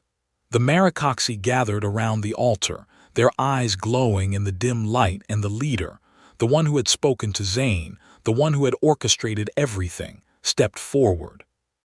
It looked at Carlos with an expression that might have been pity or might have been satisfaction, and it raised its instrument, a blade of obsidian that glinted in the bioluminescence. Yug, it said, yug, yug, yug. And it began to cut. The pain was beyond anything Carlos had ever experienced. The blade was sharp, precise, and it cut slowly, deliberately, peeling back skin and muscle with surgical care. The Maricoxi weren't trying to kill him quickly. They were trying to keep him alive, to maximize his suffering, to feed the fungi with the chemicals of agony that his body produced. He screamed finally, the paralysis wearing off just enough for his vocal cords to function, and the sound echoed in the chamber, joining with the screams of others. Dimitri, Maya, Rodrigo, Zane, all of them being harvested, all of them being consumed. The Maricoxi worked methodically, efficiently, taking pieces of him piece by piece. A finger here, a strip of skin there, an eye, an ear, a piece of his face. They kept him conscious, kept him aware, kept him feeling every moment of the agony. And through the pain, through the horror, Carlos felt something else. The presence of the hive mind, the collective consciousness of the Maricoxi, reaching out to him, absorbing his suffering, his fear, his very consciousness. They were eating him alive, yes, but they were also absorbing him, making him part of their collective, adding his memories and experiences and knowledge to their own. He was becoming Maricoxi. Not physically, that would come later when his body was finally consumed, but mentally, spiritually, his consciousness being absorbed into the hive. He screamed again, and the Maricoxi sang, and the fungi pulsed with pleasure, and Carlos felt himself slipping away, becoming something else, something that was both more and less than human. He died eventually, his body giving out under the trauma, his heart stopping from blood loss and shock. But his consciousness, or what was left of it, lived on, absorbed into the hive, becoming part of the Maricoxi forever. The last thing he saw was the face of the leader, the first Maricoxi, smiling down at him with those terrible teeth, and he heard the words, spoken directly into his mind. "Welcome." Then darkness. Dmitri had been special forces. He had survived firefights in Chechnya, ambushes in Afghanistan, torture in black sites that didn't officially exist. He had been trained to withstand pain, to resist interrogation, to survive anything. But he had never faced anything like the Maricoxi. The paralytic toxin had worn off after 12 hours, leaving him weak but mobile. He had awakened in his cage, surrounded by the sounds of suffering, the smells of blood and decay, the horror of what was happening to his companions. He didn't panic. Panic was for amateurs, for civilians, for people who didn't understand that survival was about adaptation, about using whatever resources were available, about never giving up. He assessed his situation. The cage was made of living wood, grown rather than built, with no clear joints or weak points. But it was organic, and organic things could be affected by fire, by chemicals, by time. He didn't have fire, he didn't have chemicals, but he had time and he had his training. He began to work on the wood, using his fingernails to scrape at the bark, to find the points where it was thinnest, where it might be vulnerable. It was slow work, agonizingly slow, but he was patient. He had spent 3 days in a Taliban prison once, waiting for the right moment to escape. He could wait again. While he worked, he observed. The Maricoxi came and went, tending to their prisoners, feeding them, keeping them alive. They were farmers, he realized, just as Carlos had realized before him. They were cultivating the humans, keeping them healthy and strong until the harvest. He watched them take Carlos, watched them cut him apart piece by piece, watched them consume him. He didn't look away. He didn't allow himself the luxury of disgust or horror. He studied, learned, memorized. The Maricoxi were vulnerable during the harvest. They were focused on their victim, distracted by the ritual, less aware of their surroundings. If he could time his escape to coincide with a harvest, he might have a chance. He watched them take Maya next. She lasted longer than Carlos, her body tougher, her will stronger. She screamed for hours, begging for death, before they finally granted it. Dmitri memorized the sounds, the timing, the patterns. He noted when the guards were most numerous, when they were most distracted, when the opportunity would be greatest. On the 3rd day of his captivity, he made his move. They were taking Rodrigo. The guide was struggling, fighting back despite his fear, and the Maricoxi were focusing on subduing him. It was the moment Dmitri had been waiting for. He had weakened a section of the cage, creating a gap just large enough to squeeze through. He slipped out, silent and swift, and moved through the shadows of the chamber, avoiding the bioluminescence that would reveal him. He reached the perimeter, found an opening in the wall that led to the outside, and ran. He didn't look back. He ran through the jungle, his bare feet bleeding on the rough ground, his body weak from hunger and dehydration, but his will unbroken. He was special forces. He was a survivor. He would escape. He ran for hours, following what he thought was a trail, a path that would lead him to safety. But the jungle shifted around him. The paths changed. The landmarks moved. He was being herded, he realized, pushed toward some destination that the Maricoxi had chosen. He tried to change direction, to break away from the path, but every time he tried, he found himself facing a wall of vegetation too thick to penetrate, a ravine too deep to cross, a marsh too wide to navigate. They were controlling the environment, shaping it, using the jungle itself as a weapon. He kept running because stopping meant death, and he wasn't ready to die. He found the river eventually, the same river they had followed to reach the village. It was his salvation, his escape route. He plunged into the water, letting the current carry him, swimming when necessary, floating when possible. He was going to make it. He was going to survive. Then he felt the hands. They grabbed him from beneath the surface, strong hands with claws that dug into his skin, pulling him under. He fought, kicking and thrashing, but there were too many of them, and he was too weak. They dragged him down into the depths, and he saw them clearly for the first time.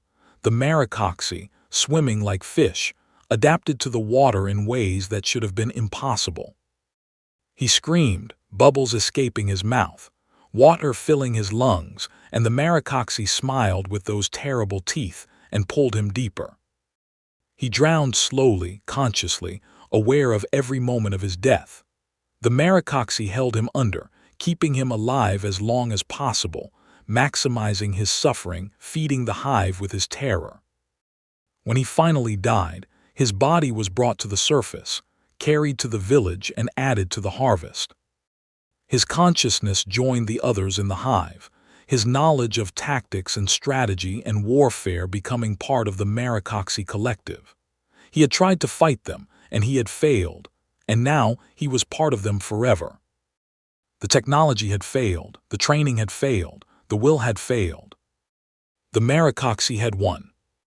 Zane had watched them all die, Carlos screaming as he was cut apart piece by piece, Maya begging for death that came too slowly, Dimitri drowning in the river that should have been his salvation, and Rodrigo, the guide who had tried to warn them, who had known the truth from the beginning.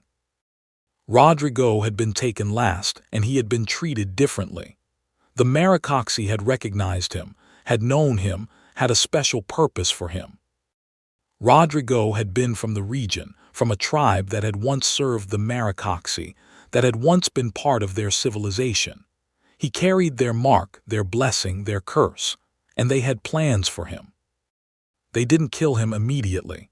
They didn't harvest him like the others. They transformed him. Zane watched, paralyzed by fear and drugs, as the Maricoxi worked on Rodrigo, using their organic tools to reshape his body, to change his form, to make him one of them. It took days. Rodrigo screamed for the first day, then fell silent, then began to make sounds that were not human, not animal, but something in between. Yug, he would say. Yug, yug, yug. He was becoming Maricoxi. Not just mentally, like the others, but physically, his body being altered at the cellular level, his DNA being rewritten, his form being reshaped. When it was finished, when the transformation was complete, Rodrigo stood up from the altar where he had been worked on, and he looked at Zane with eyes that were no longer human. Yug, he said, and Zane understood. Rodrigo was welcoming him to the family, welcoming him to the hive. Because Zane was next. They had saved him for last, he realized. Because he was special. Because he had sought them out, had come to them willingly, had proven himself worthy of the highest honor.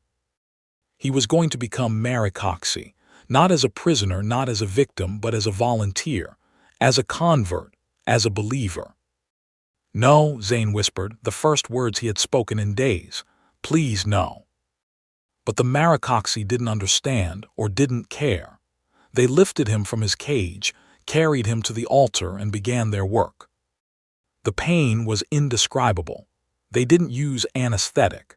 They wanted him to feel every moment of the transformation, wanted his suffering to feed the fungi, wanted his consciousness to be fully aware as it was rewritten. They started with his vocal cords, cutting them away, replacing them with something else, something that could make the sounds the Maricoxi made. Yug, he tried to say, but it came out wrong, broken, human. Yug, the Maricoxi corrected, and they adjusted their work, refined their technique, made him better. They took his tongue next, replacing it with a longer, more flexible organ that could taste the air, could sense the chemical signals that the Maricoxi used to communicate. They reshaped his jaw, his teeth, his face.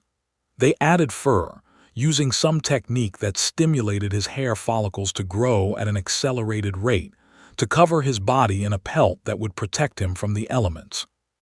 They changed his eyes, enhancing his night vision, giving him the ability to see the bioluminescence that the Maricoxi used to navigate in the dark. They altered his hands, lengthening his fingers, adding webbing, making them more suited to climbing and swimming. They changed his feet, reshaping them, adding claws, making him more agile, more silent, more predator than prey. They modified his digestive system, adding chambers that could process the fungi, that could connect him to the hive mind, that could make him part of the collective. They changed everything, inside and out, remaking him in their image, making him one of them. And through it all, Zane felt his consciousness slipping, his humanity fading, his identity dissolving into the hive. He fought it. He fought with everything he had, every ounce of will, every spark of resistance. He was Dr. Zane Hassan, anthropologist, scholar, scientist. He was not Maricoxi, he was human. But the hive was strong, ancient, irresistible. It pulled at him, seduced him, promised him things that his human life had never offered: community, purpose, connection, unity. He would never be alone again, never be isolated, never be misunderstood, never be mocked for his beliefs. He would be part of something greater than himself, something eternal, something that transcended individual existence. He would be Maricoxi. Yes, he whispered, or tried to whisper, his new vocal cords making the sound. Yug, yug, yug, yug. The Maricoxi sang, and the fungi pulsed, and Zane felt the final barrier fall. His consciousness merged with the hive, became part of the collective, joined with minds that spanned the jungle, that connected everything in the territory. He saw through their eyes, all of them, thousands of perspectives at once. He felt their hunger, their curiosity, their ancient patience. He knew their history, their culture, their purpose. The Maricoxi were old, older than human civilization, older than human existence. They had evolved in the Amazon, developing a symbiotic relationship with the fungi that allowed them to create a hive mind, a collective consciousness that was more intelligent, more aware, more capable than any individual could be. They were not monsters. They were not evil. They were simply different, following a path of evolution that had led them away from humanity into something else, something that was both more and less than human. And they were dying. That was the truth that Zane discovered in the hive mind, the secret that the Maricoxi had kept hidden for millennia. They were a dying species, their numbers dwindling, their territory shrinking, their connection to the fungi weakening. They needed new blood, new DNA, new perspectives. They needed to evolve, to adapt, to change. They needed humans. Not as food, though they did consume those they captured. Not as slaves, though they did use those they converted. They needed humans as partners, as contributors, as sources of genetic diversity that could help them survive, help them evolve, help them continue. Zane understood now. The Maricoxi didn't want to destroy humanity. They wanted to join with it, to create something new, something that combined the best of both species. And he was the first of many, the beginning of a new chapter in the history of both species. He welcomed it, he embraced it, he became it.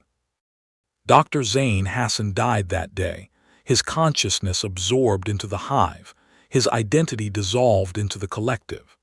And something new was born, something that was both human and Maricoxi, something that carried the memories and knowledge of both. The transformation was complete. But the story didn't end with Zane's transformation.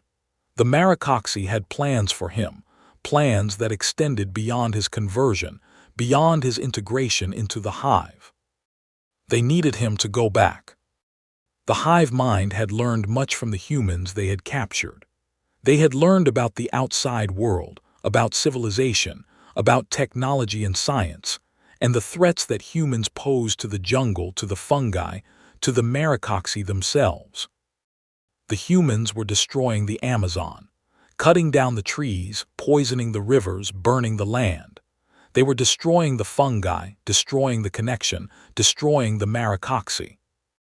The Maricoxi couldn't stop them directly. They were too few, too isolated, too vulnerable. But they could fight back indirectly. They could send agents into the human world, carriers of the fungi, vectors of infection that would spread the hive mind beyond the jungle. Zane was to be the first such agent. He would return to civilization, bearing the spores of the fungi in his body, in his breath, in his blood. He would spread the infection, turning others into carriers, creating a network of nodes that would expand the hive mind beyond the Amazon. He would be a weapon, a biological weapon, the first strike in a war that humans didn't even know was being fought. The Maricoxi prepared him carefully, teaching him how to act human, how to speak, how to blend in. They gave him memories, experiences, a cover story that would explain his disappearance and reappearance. He had been lost in the jungle, they would say, found by indigenous tribes, rescued after months of wandering, suffering from amnesia, from trauma, from physical changes caused by malnutrition and disease. He would be pitied, helped, welcomed back into civilization, and then he would begin his work. The spores were planted in his lungs, in his sinuses, in his digestive tract.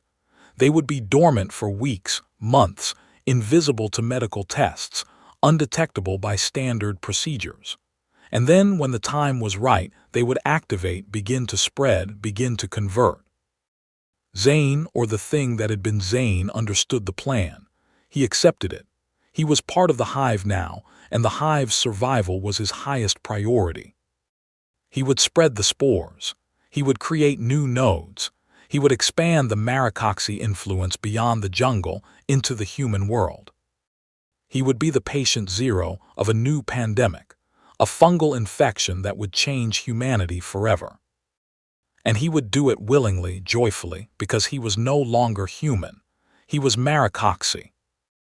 The Maricoxi led him to the river, gave him a raft, pointed him downstream. They gave him supplies, equipment, the things he would need to survive the journey back to civilization. And they gave him one final gift, a seed planted deep in his brain that would ensure his loyalty, his dedication, his unwavering commitment to the hive. If he ever tried to betray them, if he ever tried to warn humanity, if he ever tried to stop the spread of the spores, the seed would activate and he would die. Painfully, slowly, consumed from within by the fungi that he carried. He understood, he accepted, he was ready. Yug, he said, his new vocal cords making the sound perfectly now. Yug, yug, yug. The Maricoxi sang their farewell, and Zane climbed onto the raft, and he began his journey back to the world of humans. Behind him, the jungle closed in, the canopy blocking out the sun, the silence of the forest swallowing the sound of his passage. He didn't look back, he was going home, and he was bringing the jungle with him. The raft carried Zane for 3 days, down the river, through the jungle, past villages and settlements that grew larger and more frequent as he approached civilization. He was careful to avoid contact. The spores weren't ready to spread yet, needed time to mature, to strengthen. He couldn't risk infecting anyone prematurely, couldn't risk alerting the authorities before the network was established. He traveled at night, hiding during the day, eating the supplies the Maricoxi had given him, drinking from the river. He was weak, sick, his body still adjusting to the changes, but he was determined. On the 4th day, he reached the extraction point. It was a small settlement, a trading post where his team had arranged for pickup. There should have been a boat waiting, a contact who would take him to Manaus, to the city, to the world beyond. But the settlement was abandoned, empty, silent. Zane explored carefully, his new senses alert for danger. He found signs of recent habitation, food stores, tools, personal belongings, but no people. They had left quickly, recently, perhaps only hours before. He found the reason on the outskirts of the settlement. A mass grave, freshly dug, filled with bodies in various states of decay. The Maricoxi had been here. They had moved quickly, silently, killing everyone, leaving no witnesses. Zane felt a pang of something that might have been regret or might have been satisfaction. The hive was expanding, acting preemptively, eliminating threats before they could materialize. He was not the only agent. There were others, other converts, other carriers spreading through the jungle, through the settlements, through the region. The war had already begun.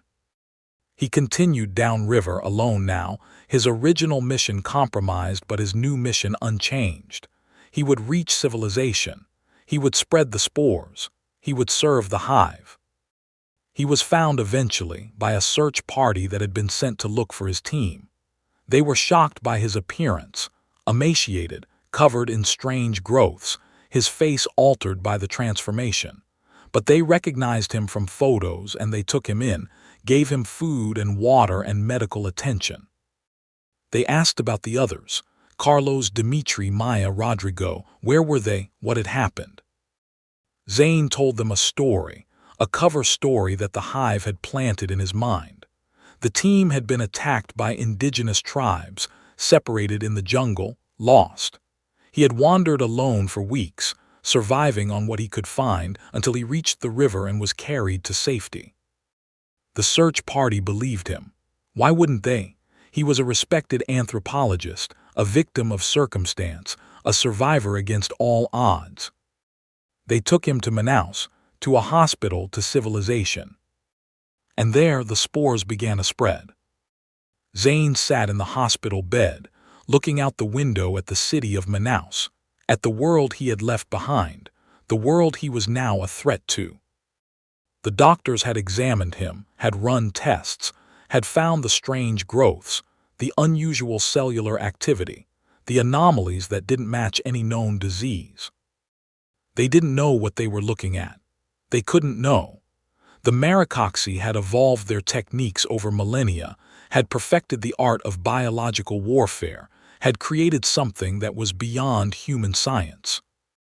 The spores were spreading. Zane could feel them, could sense them multiplying in his body, preparing for the moment of release. Soon, he would be contagious. Soon, anyone who came near him would be infected. He should have felt guilty, should have felt horror at what he was about to do, but he didn't. He was Maricoxi now. The hive was his family, his community, his purpose. Humans were just fertilizer, food for the fungi, raw material for the next stage of evolution. A doctor entered the room, a young woman with kind eyes and a friendly smile. She was carrying a chart, a clipboard, a pen. She was here to check on him, to ask questions, to get information. "Dr. Hassan," she said, "I'm Dr. Oliveira. I wanted to check on you, see how you're feeling." "Yug," Zane said, and the sound came out automatically before he could stop it. Dr. Oliveira looked confused. "Excuse me." "I'm sorry," Zane said, forcing his new vocal cords to make human sounds. "I'm tired. The journey. It was difficult." "Of course," Dr. Oliveira said, her expression sympathetic. "You've been through a terrible ordeal, but you're safe now. You're going to be fine." "Yes," Zane said, and he smiled.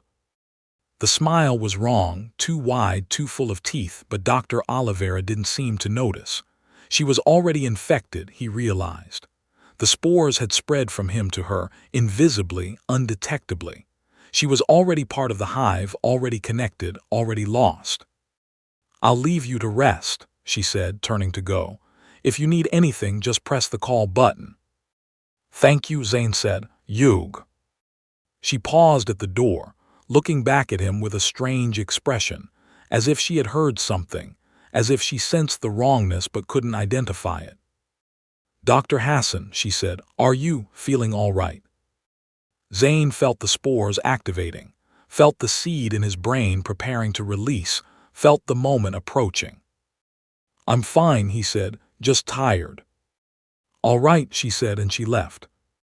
Zane lay back on the bed, looking at the sailing, waiting.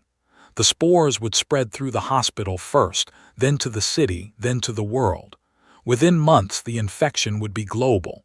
Within years, humanity would be transformed. The Maricoxi would win. Not through war, not through violence, but through infection, through evolution, through the simple fact that they were better adapted, more connected, more unified. And Zane would be remembered, if he was remembered at all, not as the scientist who proved the existence of the Maricoxi, but as the patient zero, the first carrier, the one who brought the jungle to civilization. He touched his throat, feeling the strange nodule there, the seed of the Maricoxi fungus that had been planted during his captivity.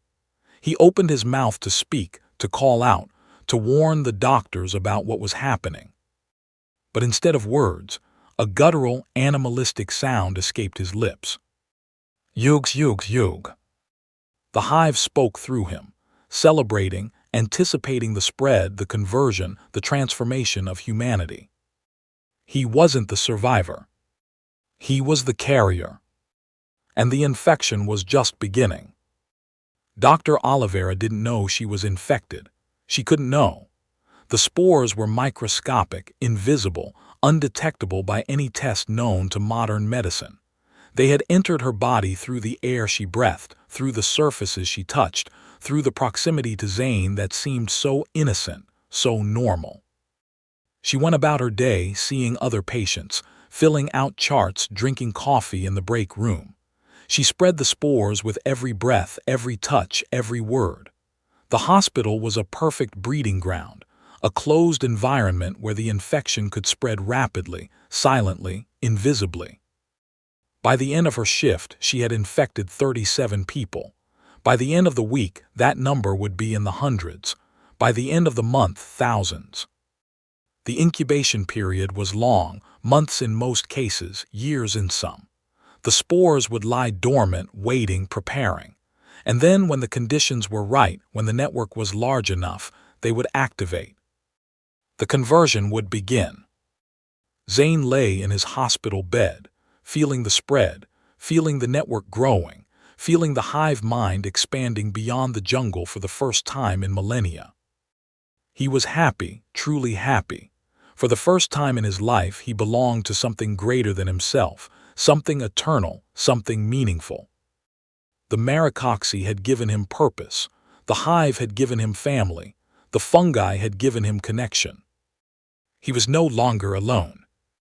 3 weeks after Zane's rescue, the authorities began to investigate. Carlos, Dimitri, Maya, and Rodrigo were still missing, and their families were demanding answers. The Brazilian government sent a team to the region, following the coordinates Zane had provided, searching for the missing expedition members.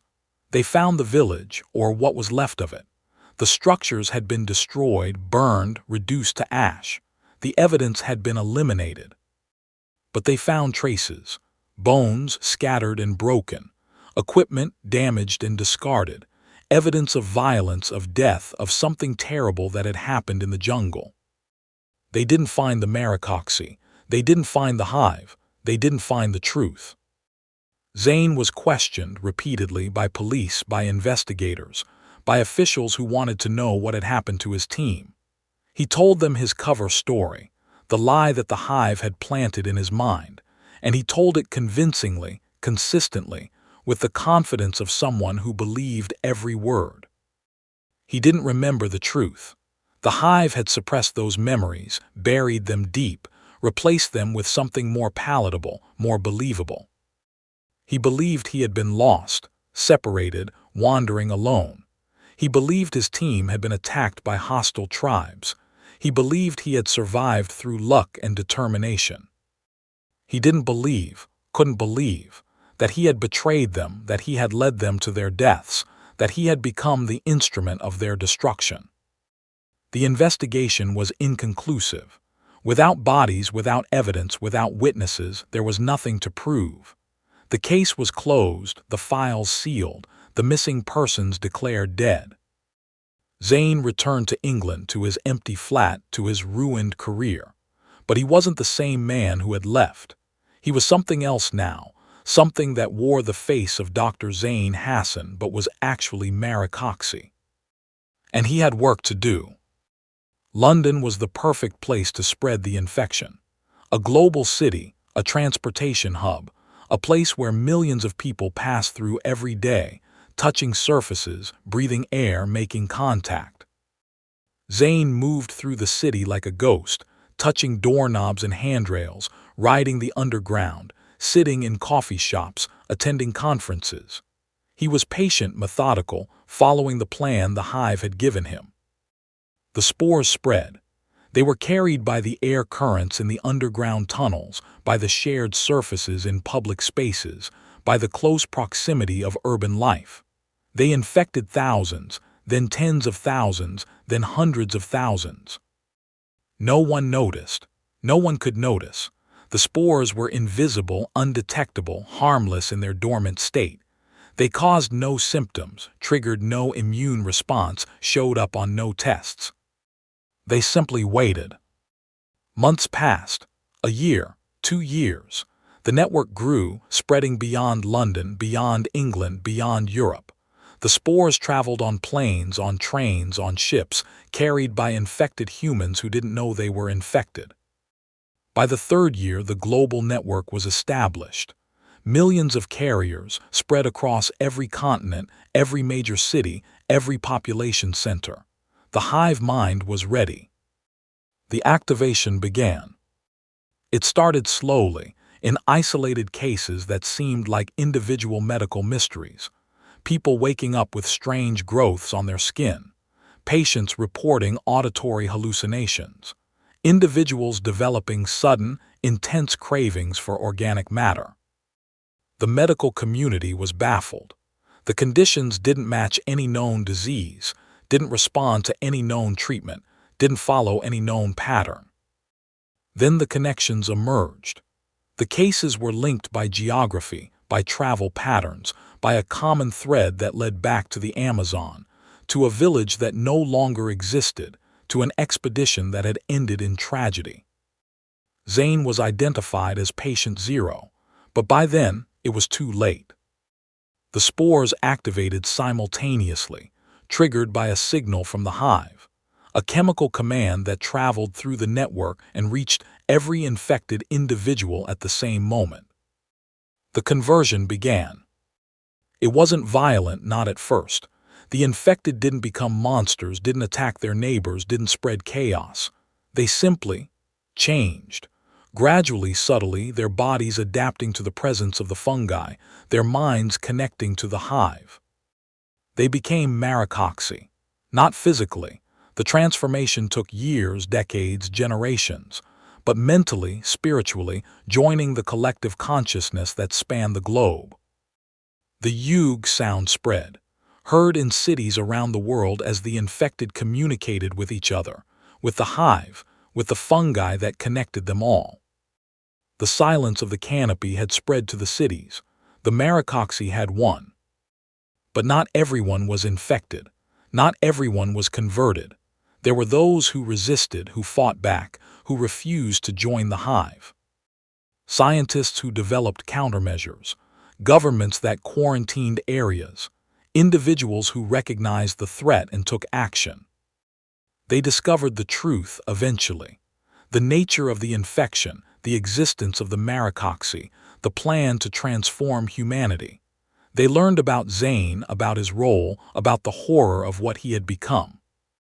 They captured him finally after years of searching, held him in a secure facility, studied him, tried to find a cure. But there was no cure. The fungi were too integrated, too interconnected, too much a part of him. To remove them would be to kill him. Zane didn't care.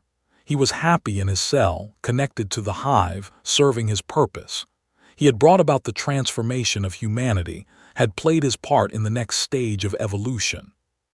He was a hero in his way, a villain in another. It all depended on perspective. The war between humanity and the Maricoxi lasted for decades. Not a war of guns and bombs, but a war of biology, of information, of will. Humans fought to preserve their individuality, their freedom, their humanity. The Maricoxi fought to expand the hive, to convert the resistant, to bring all consciousness into unity. In the end, there was no victory, only coexistence. The world was divided between those who had joined the hive and those who had not. Two species sharing a planet, two ways of being, two visions of the future. Zane lived to see it, his body sustained by the fungi, his consciousness part of the hive. He was ancient now, centuries old, his physical form barely recognizable as human. He sat in his cell, or what had been his cell before the walls fell and the world changed, and he looked out at the new world that he had helped create. The silence of the canopy had spread. The Yug sound was heard in every corner of the globe. The Maricoxi had won in their way, and humanity had lost in theirs. But in another way, both had won. Both had survived. Both had found a place in the new world. Zane raised his hand.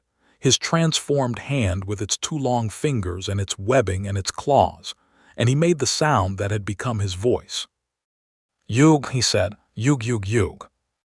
The hive answered, the fungi pulsed, the world turned. And the silence continued.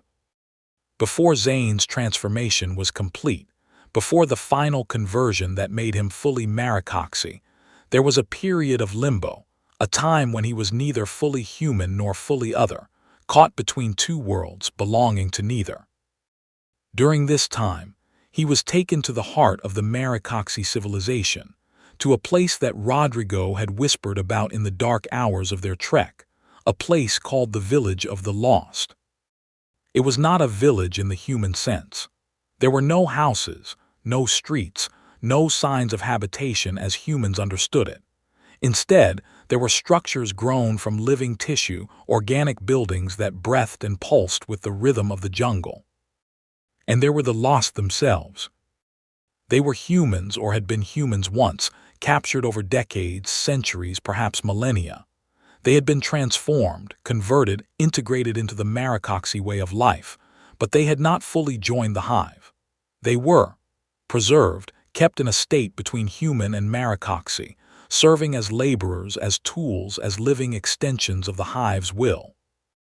Zane saw them as he was carried through the village, his body still paralyzed by the toxins, his mind still struggling to understand what was happening to him. He saw hundreds of them, perhaps thousands, moving through the organic streets, performing tasks that seemed meaningless, purposeless, ritualistic. They were tending to the fungi, he realized, feeding them, nurturing them, helping them grow. The fungi were the true civilization, the true intelligence. The Maricoxi were just vehicles, carriers, tools that the fungi used to interact with the physical world. And the lost were the fungi's cattle, their livestock, their resource. Zane was placed in a chamber, a room grown from living tissue that contracted and expanded around him like the inside of a heart. He was alone, but not alone. He could feel the presence of the hive, the vast intelligence that surrounded him, watched him, prepared him. "Yug," a voice said, and Zane turned to see a Maricoxi enter the chamber. It was the leader, the one who had smiled at him with those terrible teeth, who had orchestrated his capture. Up close, Zane could see the details that terror had obscured before. The fur that covered its body was not uniform but patterned, marked with symbols that seemed to shift and change when he looked at them directly. The eyes were not human but multifaceted, compound, like those of an insect. The teeth were not just numerous but specialized, different shapes for different functions, like those of a shark. "Yug," it said again, and Zane felt the meaning directly in his mind. It was asking a question, asking if he was ready, asking if he accepted. "No," Zane tried to say, but his vocal cords were paralyzed, and no sound came out. "Yug," the Maricoxi said, and this time the meaning was clear. It was not a request. It was a statement, a fact. Zane would join them. It was inevitable. It was the only possible outcome. The Maricoxi moved closer, and Zane saw that it was carrying tools, instruments of organic material that gleamed with a wet sheen.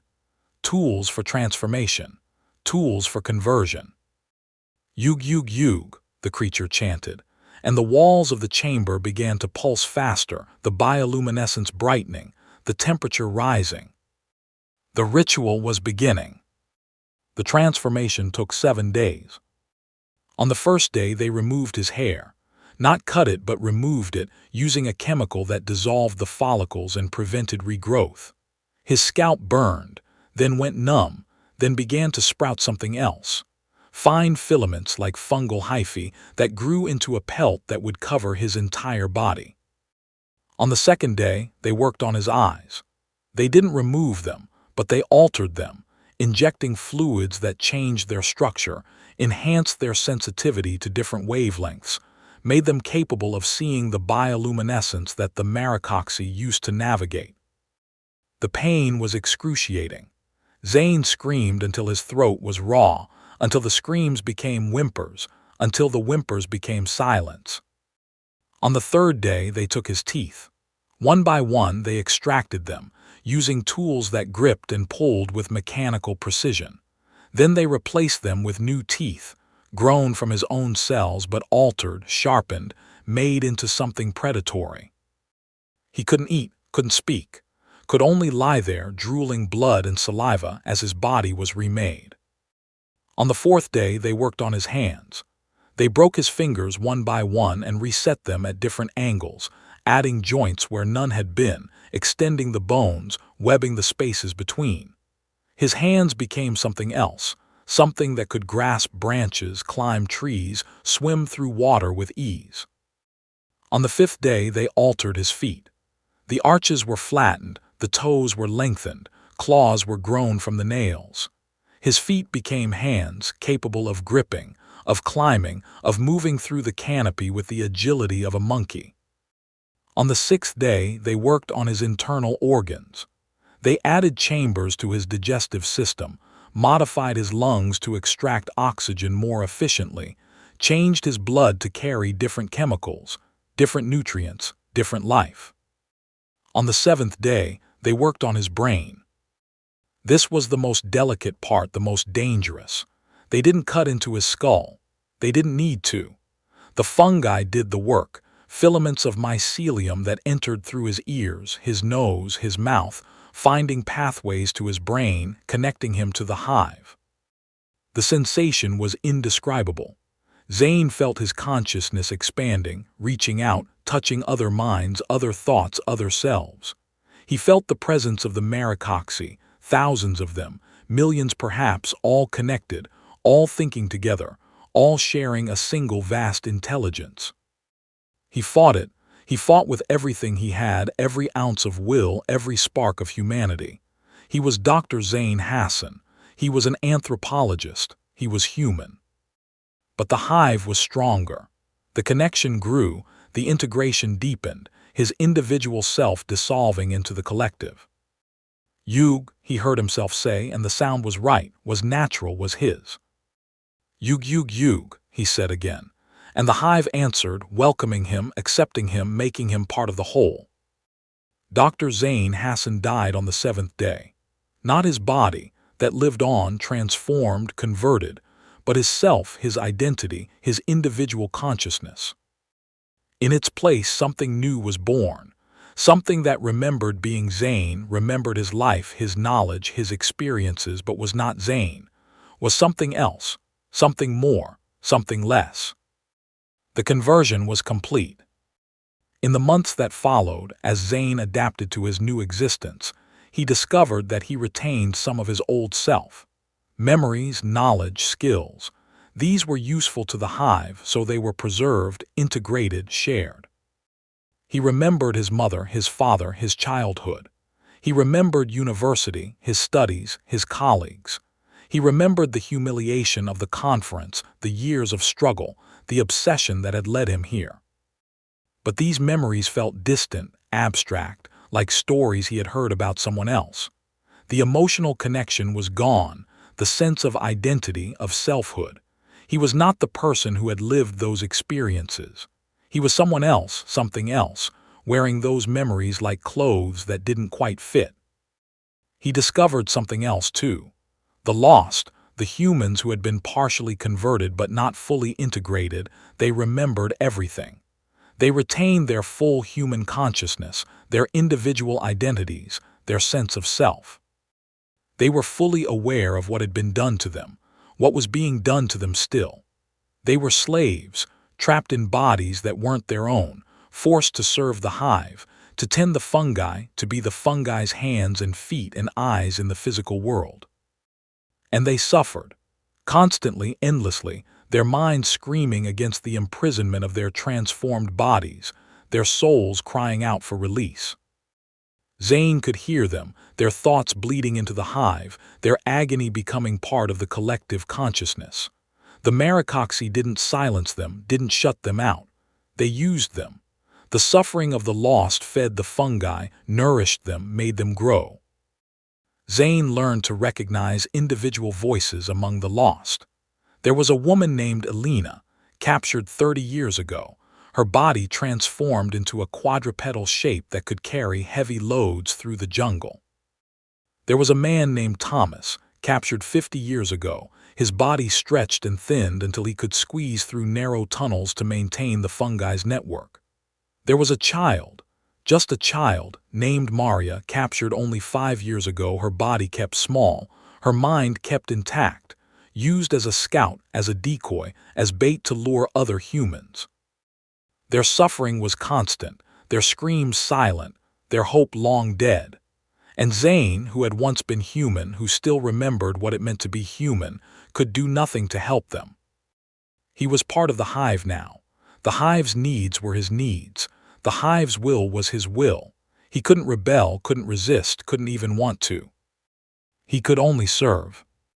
The Maricoxi didn't kill for sport. They killed for necessity, for survival, for the maintenance of their civilization. But they also killed for ritual, for ceremony, for the celebration of their existence. Every new moon, they performed the ritual of feeding, a ceremony that combined sacrifice, consumption, and communion. The lost were the primary victims, their bodies offered to the fungi, their consciousness absorbed into the hive, their suffering celebrated as nourishment. Zane participated in his first ritual of feeding 3 months after his conversion. He stood in the center of the village, surrounded by the Maricoxi, surrounded by the lost, and he watched as the chosen victim was brought forward. It was Rodrigo, the guide who had tried to warn them, who had known the truth, who had been captured and partially converted but not fully integrated. Rodrigo was aware, fully aware. His eyes met Zane's, and there was recognition there, and terror and pleading. "Help me," his expression said. "Please help me." But Zane couldn't help. He was part of the hive now. He could only watch. The ritual was elaborate, choreographed, performed with precision that spoke of centuries of practice.